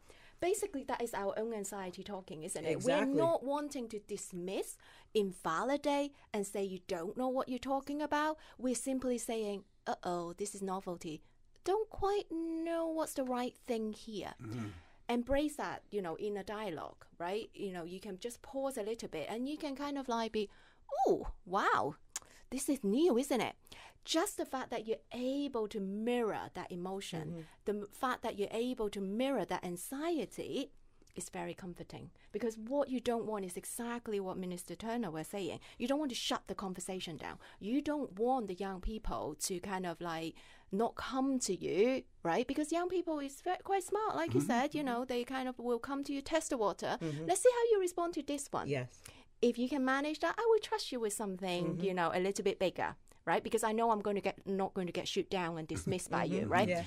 So our response to those everyday conversation, our response, picking up the kids and they're saying, oh, guess what? Who and who is still being annoying? And, they got how many like in and if I was like, oh, you don't know what that is, let me tell you about my day. You shut that conversation down. The young people walk away feeling dismissed. You don't actually hear the real conversation, which is what you're saying, because emotion is like an iceberg, right? What you normally see, what you normally hear is the surface of it. Just a tip. Just the tips. You really need to want to go deeper, right? And the way to kind of help young people to open up. And I've done quite a lot talk about different developmental age, different age group will need different things and different way to engage with them. And I don't want to kind of sound like I'm promoting, but I'm sure, parents will appreciate me saying this. Go to the Alex Pantheon Foundation Facebook. There is series of talk that I did with Dr. Belang on how to help young people to explore the emotion during pandemic. And different age group will want different things. Like teenagers, they don't want you to go direct in asking them questions, because instinctively, teenagers, they are at the point where they're developing the ego. They're developing. Invasive. Exactly. They have to let you in. And I've identified that even with conversing with my sons and their friends who have been in my life for a long time. And this is why sometimes I literally go home, throw myself across the bed while he's playing games. And yes, interrupt. But I'm there, but I'm not there. Yeah. And it's just to start. And then I say, well, how was your day, sunshine? And they're like, what's wrong with you? It's like they're looking at me like something is wrong, but they're not realizing I'm trying to get their attention without appearing to be invasive. Absolutely. And once they get that comfort level and they engage, whether there are some things that they don't feel comfortable based on their age of sharing with me, that's fine. But at least they know that I'm available and I'm open to hear whatever's being said. Yes. Absolutely. And I think young people tends to not have those direct kind of, conversation, because exactly like you said, it's intrusive, it's a bit too much. Yeah. So you have better chance while they're playing computer and have a little chat. Who makes you laugh the most today? Be quite present, be quite specific with your questions, so that just the way that your mannerism, let them know that you're there, let them know you care, right? But with younger people, they would actually need you to label the emotion for them. Sweetie, you look very tired today. There's a big patch of dirt on your knee. I wonder where that come from. You look hurt. You need to label the emotion for them to know, oh, okay, that is why I feel grumpy. That's why I was throwing the toys out of the pram. Because they I don't can't identify. Absolutely. They're not identifying with it. Yeah, absolutely. So it's about knowing your kids' developmental age, not just, hear me, this is not just the chronological age, it's a developmental age, and be able to have that real conversation, deeper conversation. Okay. Just before we take that break, a lot of our children, our family, look at our day-to-day roles, like you, Mr. Connor, being a host. they wouldn't expect you, for example, based on the age group, to literally get on the floor with them. Oh no! It's just like myself in this position as a leader. Mm-hmm. In my home, I'm still mum. Amongst their friends, I'm still Miss Sabrina. So when they're around and I give them the bounce and I just go on the floor and I do some things, sometimes I have to pray to get back because the knees still hurt. But I mean, they're still relating. Forget the elected role that I'm in. They still know who they grew up being around. And that too causes some sort of, now that Miss Sabrina is elected, I wonder if I can still be me around her. And that too takes a little work to say, look, when I'm giving you my undivided attention, it's Miss Sabrina. Don't make the political title get in the way. I'm still the same person. Where I can help, I'm a listening ear. I'm here. So even in the home, that has had its invisible line of your role in society, your job title. You're not supposed to be doing that. Yes. Will I get on the floor too and hope and pray that I can get back up? But what I'm saying, I'm still getting down to their level, and it helps. So what I'm hearing here really is that it is important, despite there may be an age differential, important for you to grow with your youngsters, with your children, and not only your children, but others, the friends of your children as well. Huh? Absolutely. That's where it takes a village comes in. Okay, we're going to take a commercial break, folks. Please stay tuned. For the record, we'll be back shortly.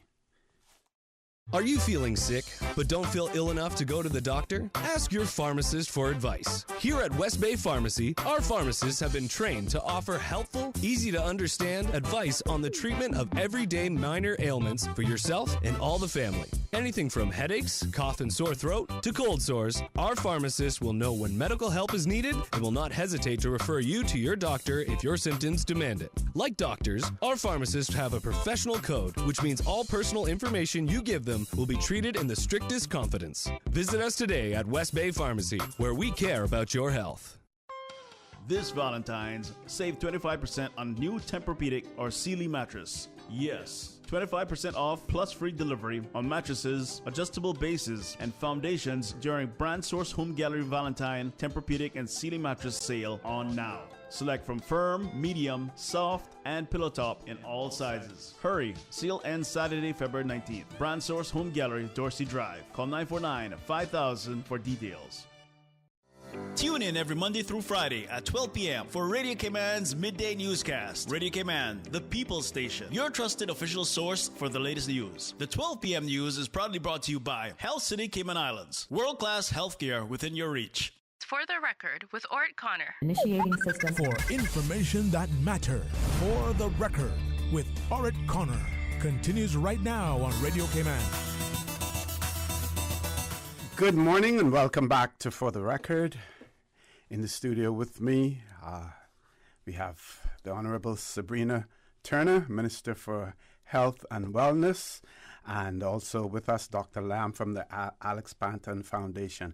I'm going to share with you, our listening and viewing audience, a press statement that was released on the 11th of February of this year by the Alex Pantheon Foundation, and it reads, Alex Pantheon Foundation highlights mental health support and resources available to the Cayman Islands community. The Alex Pantheon Foundation, APF, has the primary objectives of raising awareness and providing support for children and young adults who have been affected by mental health challenges in the Cayman Islands. In light of recent events, our community is reminded how important it is to know where to find help. Tragically, young person suicide is far too common. A 2021 report from the World Health Organization listed suicide as the fourth leading cause of death in 15 to 19-year-olds across the globe.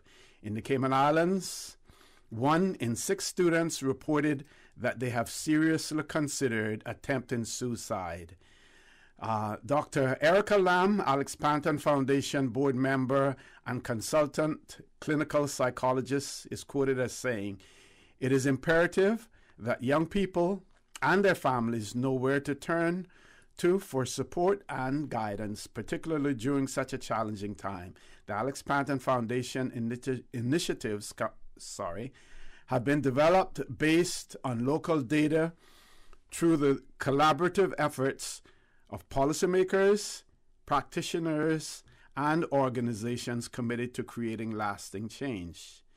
Those that are struggling now and require immediate assistance should dial the emergency services at 911. The Alex Pantheon Foundation offers many programs to provide support and guidance to young people and their families in the Cayman Islands. They provide bereavement. They have a bereavement support group, as well.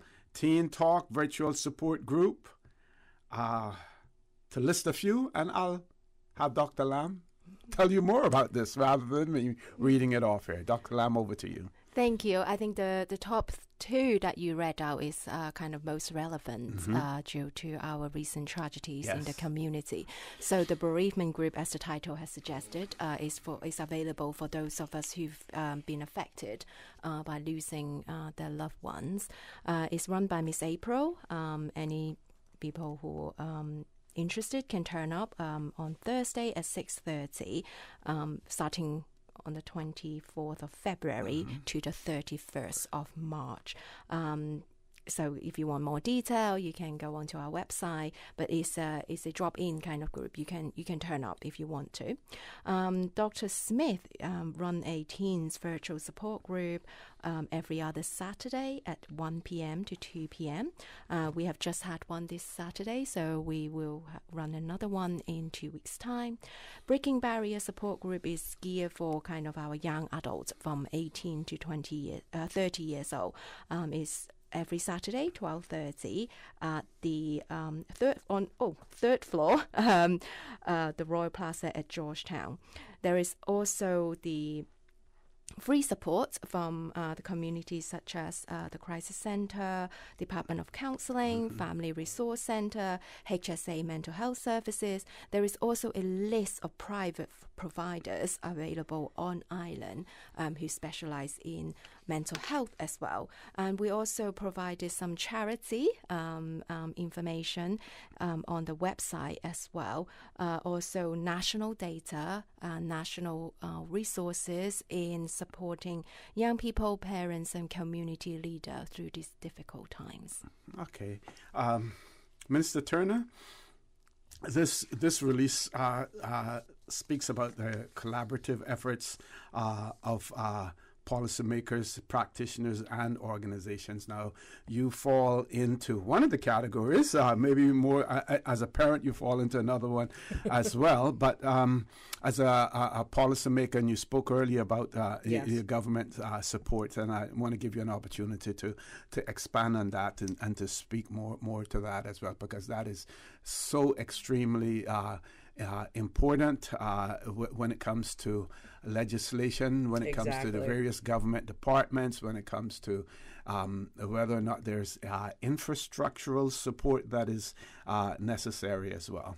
Well, all of the above, and I'm happy and I'm pleased to state that we have a very active mental health council that is chaired by Dr. Mark Lockhart, and they are very instrumental. They are passionate, and that council has been there for quite a number of years, and their enthusiasm, even as we embark on finishing up the long-term mental health facility, getting that all outfitted and assisting, giving guidance, even with staffing, and where HSA is concerned, as a statutory authority that falls under my ministry, we will definitely be steered by the Mental Health Council with developing legislation and enhancing policies to help us tackle this. The good thing that it's happening in real time. So any legislation amendments that is required will be in real time with the vision of moving forward, along with the mental health facility and all the experts that will be employed to help us develop programs in collaboration with the nonprofit organizations out there. As you can see, HSA is on it, understanding the attention that mental health is now requiring, and the facilities, the upgrading of the facilities is ongoing, including the adolescent mental health mental health hub, and that is also in partnership with the Alex Pantheon Foundation. The mental health hotline is manned 24/7, and that number is 1-800-534-6463. So where policy, strategic policy and planning for lining up with that, we know that we have the expertise to give the recommendation that will then formulate into legislation recommended to Cabinet. And with this being one of our top priorities in this PAC's government strategic policy, we know that we will encompass and cover as much areas that we can in order to, one, the ultimate thing of taking care of our people and bringing our people home. Mr. Connor, you do not understand how I am waiting for that certificate of occupancy, and to have at least the core staff for that mental health facility here ready, and to welcome that first flight home with our Caymanian people who have been away from family and friends, have not been able to embrace, engage and interact with their family because we just don't have the facilities here. That is coming to a very short end, and by all means, I will keep the public informed as to when that big day will actually happen. Okay, Dr. Lam, over to you. Yeah, I just love the fact that we have Minister Turner to spearheading and, like you said, kind of picking up the remaining of the projects, and we are absolutely honored and proud to say that the Children Adolescents Mental Health Facility has been kind of, how long now? Probably it's been a while, but we're now. Yes, we're turning up the heat. We're putting the fire to the feet so that we can get moving. I don't like to talk about things and not see it happen. And I think now we're hearing it more on an international stage. But our Caymanians that have suffered for years with having family or persons themselves with mental health issues, and just having the facilities accessible has been lacking for years. No more can we talk about this. Let's put action to it. Absolutely, yeah. And the fact that the ministry is able to recognize the different needs, the different level of needs of young people versus adults versus long-term treatment.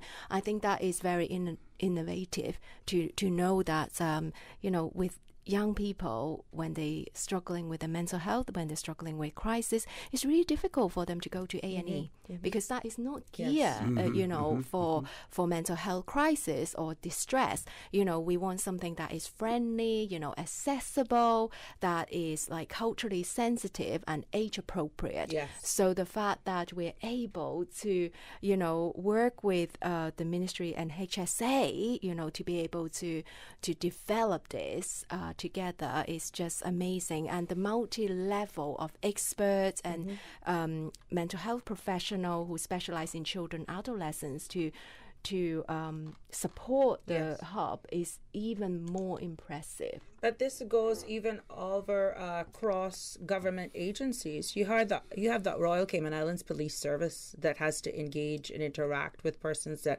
are suffering mental health issues. You have a prison system that actually has to deal with persons with mental health issues. This should be something that we align with human resources straight along our island, that they are sensitized of being able to even identify staff that may be exhibiting symptoms and signs that wouldn't have normally been picked up if you weren't have access to various workshops. So as we have these symposiums dealing with adolescents, this is far reaching for what we can do even with adults as well.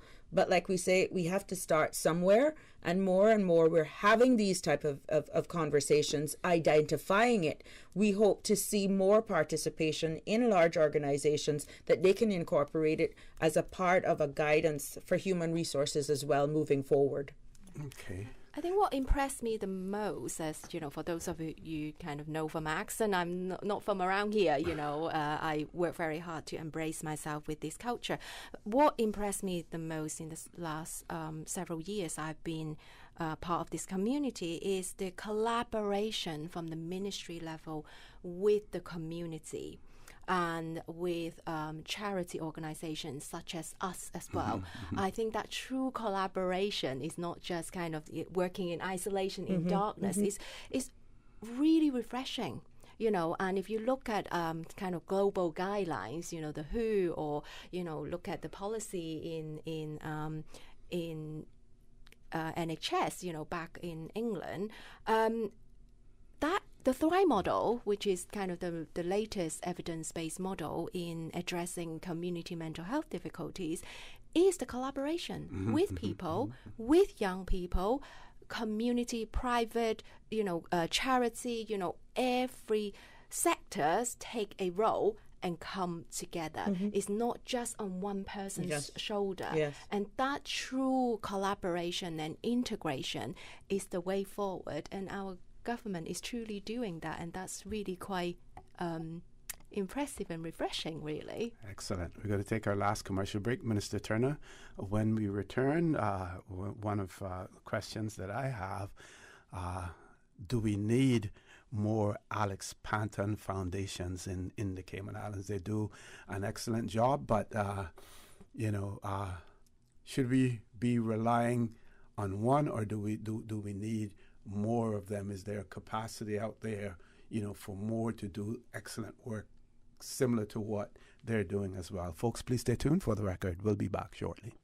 Thinking of getting a hybrid but don't know much about them? Vamp Motors has 3 great reasons why you should own the Toyota CHR. Hybrid save fuel, run cleaner, reduce CO2 emissions, and even recharge their batteries while being driven. So there's no need to plug in a hybrid, making it both economical and fun to drive. And you don't have to replace your battery every 2 years. The CHR hybrid is reliable, providing up to 1 million kilometers on the same battery and engine. Oh, and now you can save $2,000 off the Toyota CHR, starting at only $33,500. That's way more than 3 reasons. True, but the best one is that it's on sale now. Test drive the Toyota CHR today at Vamp Motors, Walkers Road, while stocks last. Healthcare Pharmacy in Governor Square and Grand Harbor has the largest and the best collection of Hallmark and Shoebox Valentine's Day cards. Poetic cards, serious cards, seriously funny cards, fabulous cards, and the perfect card for your Valentine. Healthcare Pharmacy also has Hallmark gift boxes, brand name perfume and cologne sets, home spa kits, and quotable quotes for your Valentine. So this year, make it a perfect Valentine's Day with Healthcare Pharmacy, Grand Harbor, and Governor Square. The 6:30 p.m. weather report, Monday through Friday, is proudly sponsored by CG Britcay. Insurance, health, pensions, life, where people come first. The Work Jobs Kmi payment portal has been upgraded. Now customers can upload the application when making an online payment. This new portal feature allows for easier submission of applications. Call 945-9672 or visit www.worc.ky for instructions on how to use the payment portal. For the record, with Ort Connor. Initiating system. For information that matters. For the record, with Ort Connor. Continues right now on Radio Cayman. Good morning and welcome back to For the Record. We're in the last leg of the show. This morning we're talking about the Alex Pantheon 5th Annual Youth Mental Health Symposium. That conversation has taken place with Dr. Erica Lamb, who's the Alex Pantheon Foundation board member and a consultant clinical psychologist, also in the studio with us. The Honorable Sabrina Turner, Minister for Health and Wellness in the Cayman Islands. We've extended our discussion not only about beyond the scope of the symposium and talking about mental health in general, which is a conversation that needs to be had, and we need to continue to have these conversations in the Cayman Islands, as well. And the extent of the support that we're getting, either from government or from the private sector, the Alex Pantheon Foundation, I would say, is the gold standard in the Cayman Islands for that support as well. Do we need more of them, or do we build on what we have? I am a found believer that if we don't have to reinvent the wheel, why do it? Now, understanding the purpose, the goal, and the mission of the Alex Pantheon Foundation, dealing with a select age group, If there's another group of persons out there that may want to then focus on the adults to enhance what offerings is already available, let's say in collaboration with our facilities at the HSA, by all means, fine. Whether or not we have through the Department of Counseling Services, do we need to enhance the skill sets of persons employed there or increase the workshops, far-reaching? But I understand where you're going. One central area that deals with this, will that be an extension of what the long-term mental health facility could actually blossom into at the end of the day, where that is now coming from a national level? These are all things that are very topical, very good to have, because it proves that we have vision and that we're identifying any gaps. What the Alex Pantheon Foundation has managed to do, and we're talking more about extended family members of these adolescents, definitely shows that there's a void, or more resources should be accessible or available to the adults suffering with mental health issues. So I really feel that the reinvention of the wheel may not necessarily be needed, but definitely access to more skill sets and resources to what is already there may be proven very helpful moving forward. Okay, we do have a caller on the line. Caller, good morning. Welcome to For the Record. Good morning, OC, Minister Turner. Good morning. Good morning. Good morning. Yeah, this is Nina Oret. I cannot thank you enough, Minister Turner. Every single word that you said, every single word that you said, that's why I know you're a godsend. And you work on what you say you're going to do. That's why I love you so much. Oh, thank you. You brought me to tears. As a child, I had nobody to pick up on what was happening to me because I came from the Oret family. Oh, she's so happy all the time. I wish I could be Nina. And I had a happy childhood whenever I played. But little did anybody know what was happening inside of my home. And we walk away with a smile on our face. There were so many times that I thought about killing myself. And then I said, God, I'm angry with you because you knew this was going to happen to me. Why?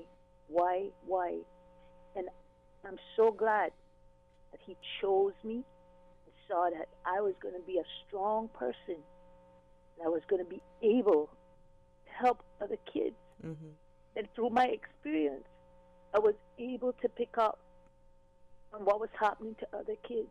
You see them 1 minute, they're fat, they're healthy, they're playing, and then all of a sudden they're not smiling anymore. Right. They're not happy anymore. And because of my experience, I was able to talk to them one-on-one.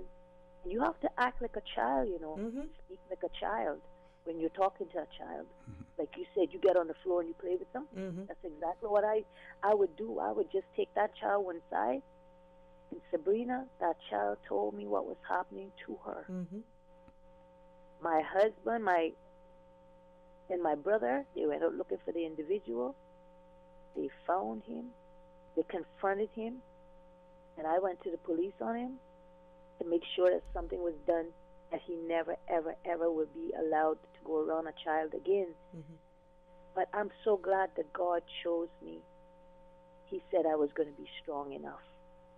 And I thank God today for choosing me. I have been trying for so long, Sabrina, because I'm called Mama Moses. But you have got to be my sister. Girl, you are Mama Moses. I'm just real. Miss Nina, I'm just real. Play, Sabrina, Miss Turner, Minister Turner, I'm sorry. Yeah. We don't play. When it comes to mental health, you do not know what an individual is going through. And if you think bullying is only in school, you go to work. Yep.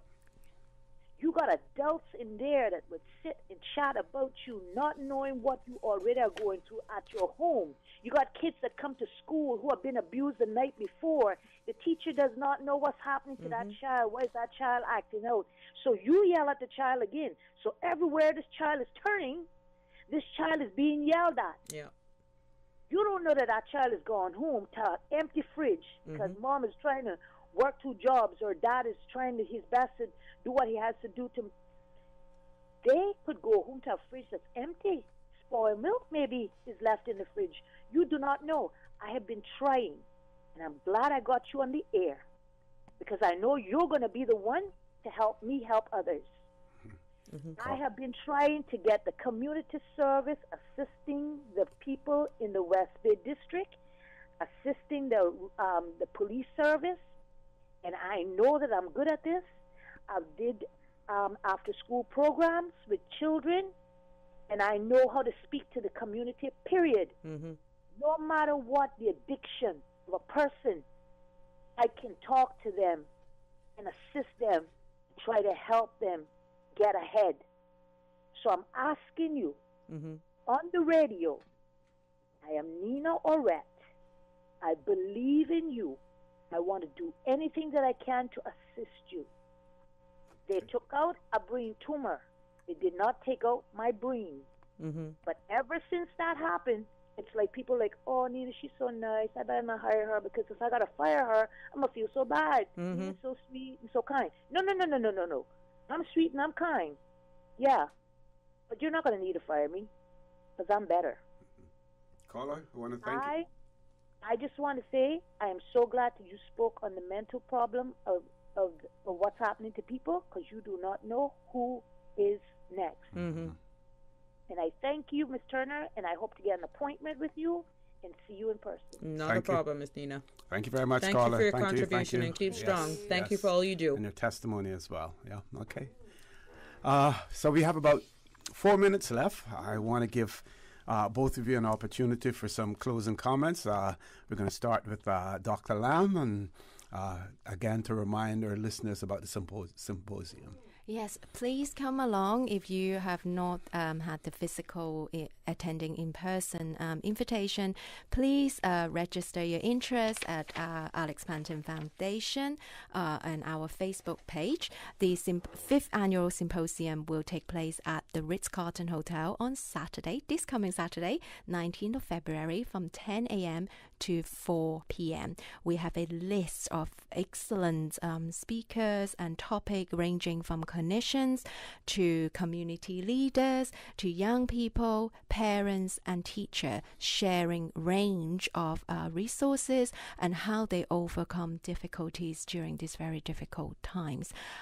Continuous educational point will also be provided to professionals who attend the symposium. So please come along, and we hope that the resource, the advice and the sharing of our experience will be empowering to all people in the community at all levels, from young people to student to community leader to parents and policymaker out there as well. Okay, Minister Turner. Thank you, Mr. Connor, and thank you, Radio Cayman, the Alex Pantheon Foundation, for inviting me here in this for this interview this morning, and definitely getting the word out and letting people know.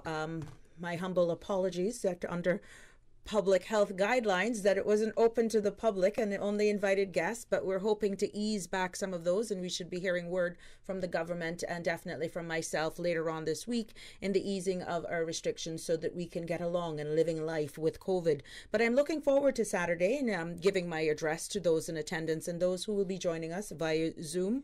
And just to repeat the number for the mental health hotline, that's 1-800-534-6463. And to let the public know that this government stands by our promise in addressing and dealing with mental health, and me being responsible for the mental health facility and the whole mental health council falling directly under my remit. That testimonials like that from Ms. Nina Orette, I teared up, because sometimes you wonder, with all of the criticism and the praises that you get in this job, and so much wheels are moving at the same time, you sometimes question what more can I do at the time in which I can get it done in. But when you have persons like Miss Nina who get it, she has gotten the coded message of my purpose, and knowing that I am a woman to my word and things will get done. That is one of the things that gives me the energy and motivates me to continue. So I want to thank people like her for identifying that strength in me and that I am a woman to my word. And I ask people to continue to support and to engage. Don't be scared with those mental health challenges, to reach out for help. Not reaching out is one of the biggest mistakes you can make. And, just put your pride aside, because don't blame yourself if you have or you feel that you may be going through mental health issues. It doesn't diminish you as a male or a female in society, but it definitely will create pathways for you to get the help that you may need. Okay, I want to thank both. Add one more thing. One of my biggest job to do is that on behalf of Alex Pantheon Foundation, we would like to thanks our very generous sponsor, such as DART, 3T Cayman MRI, Compass Media, Ministry of Health and Wellness, Tower, Burger King and Popeyes for their generous donation, as well as our colleagues who provide their resource, their time as speakers and sponsoring the program as well. You can see the detail on our virtual platform. They will also be providing some takeaway kind of resources as well. And please, on the day, follow our live stream and our chats on the social media to get more information. And we hope that by this symposium, everyone will be able to take something away. And I would like to... I'm sure they will. No. Yeah, I would like to put out the Kids Helpline number for those of us who need to use that number. Is 649-5437. That's 649-5437. And this Kids Helpline is specifically for young people who is looking for support via the telephone. And remember, the text line is coming out soon. Good. Excellent. Okay. So a big shout out to Jennifer Williams, who's celebrating her birthday today, coming from her friend Donna McField as well. Folks, I want to thank you for allowing Radio Cayman, and by extension for the record, into your homes, into your vehicles, as you traverse the busy roads of the Cayman Islands, into your places of work, wherever that may be. I also want to remind you that we are our brothers and our sisters' keepers. There is always someone out there who's less fortunate than we are, and I ask you to extend a helping hand to them. If you can't do that, then I suggest you donate to a worthy charity, because we always want to consider those who need, not necessarily those who want or even those who crave. So I say to you, have a great day. Continue to support your radio station, Radio Cayman. Join Sterling Dwayne Banks at 12:15 for Talk Today. And as usual, we ask the good Lord to bless these three beautiful, wonderful Cayman Islands. For the Record is brought to you by Vamped Motors, the only authorized Ford and Toyota dealership serving the Cayman Islands. Coca-Cola, available across the Cayman Islands from Tortuga distributors. Accept no substitutes. Taste the feeling with Coca-Cola. Brand Source Home Gallery, inspiring luxury. MedLab in Smith Road Plaza, your complete medical laboratory solution. Call 949-7331. West Bay Pharmacy, taking care of your health. Radio Cayman, the voice, the heart, the soul of the Cayman.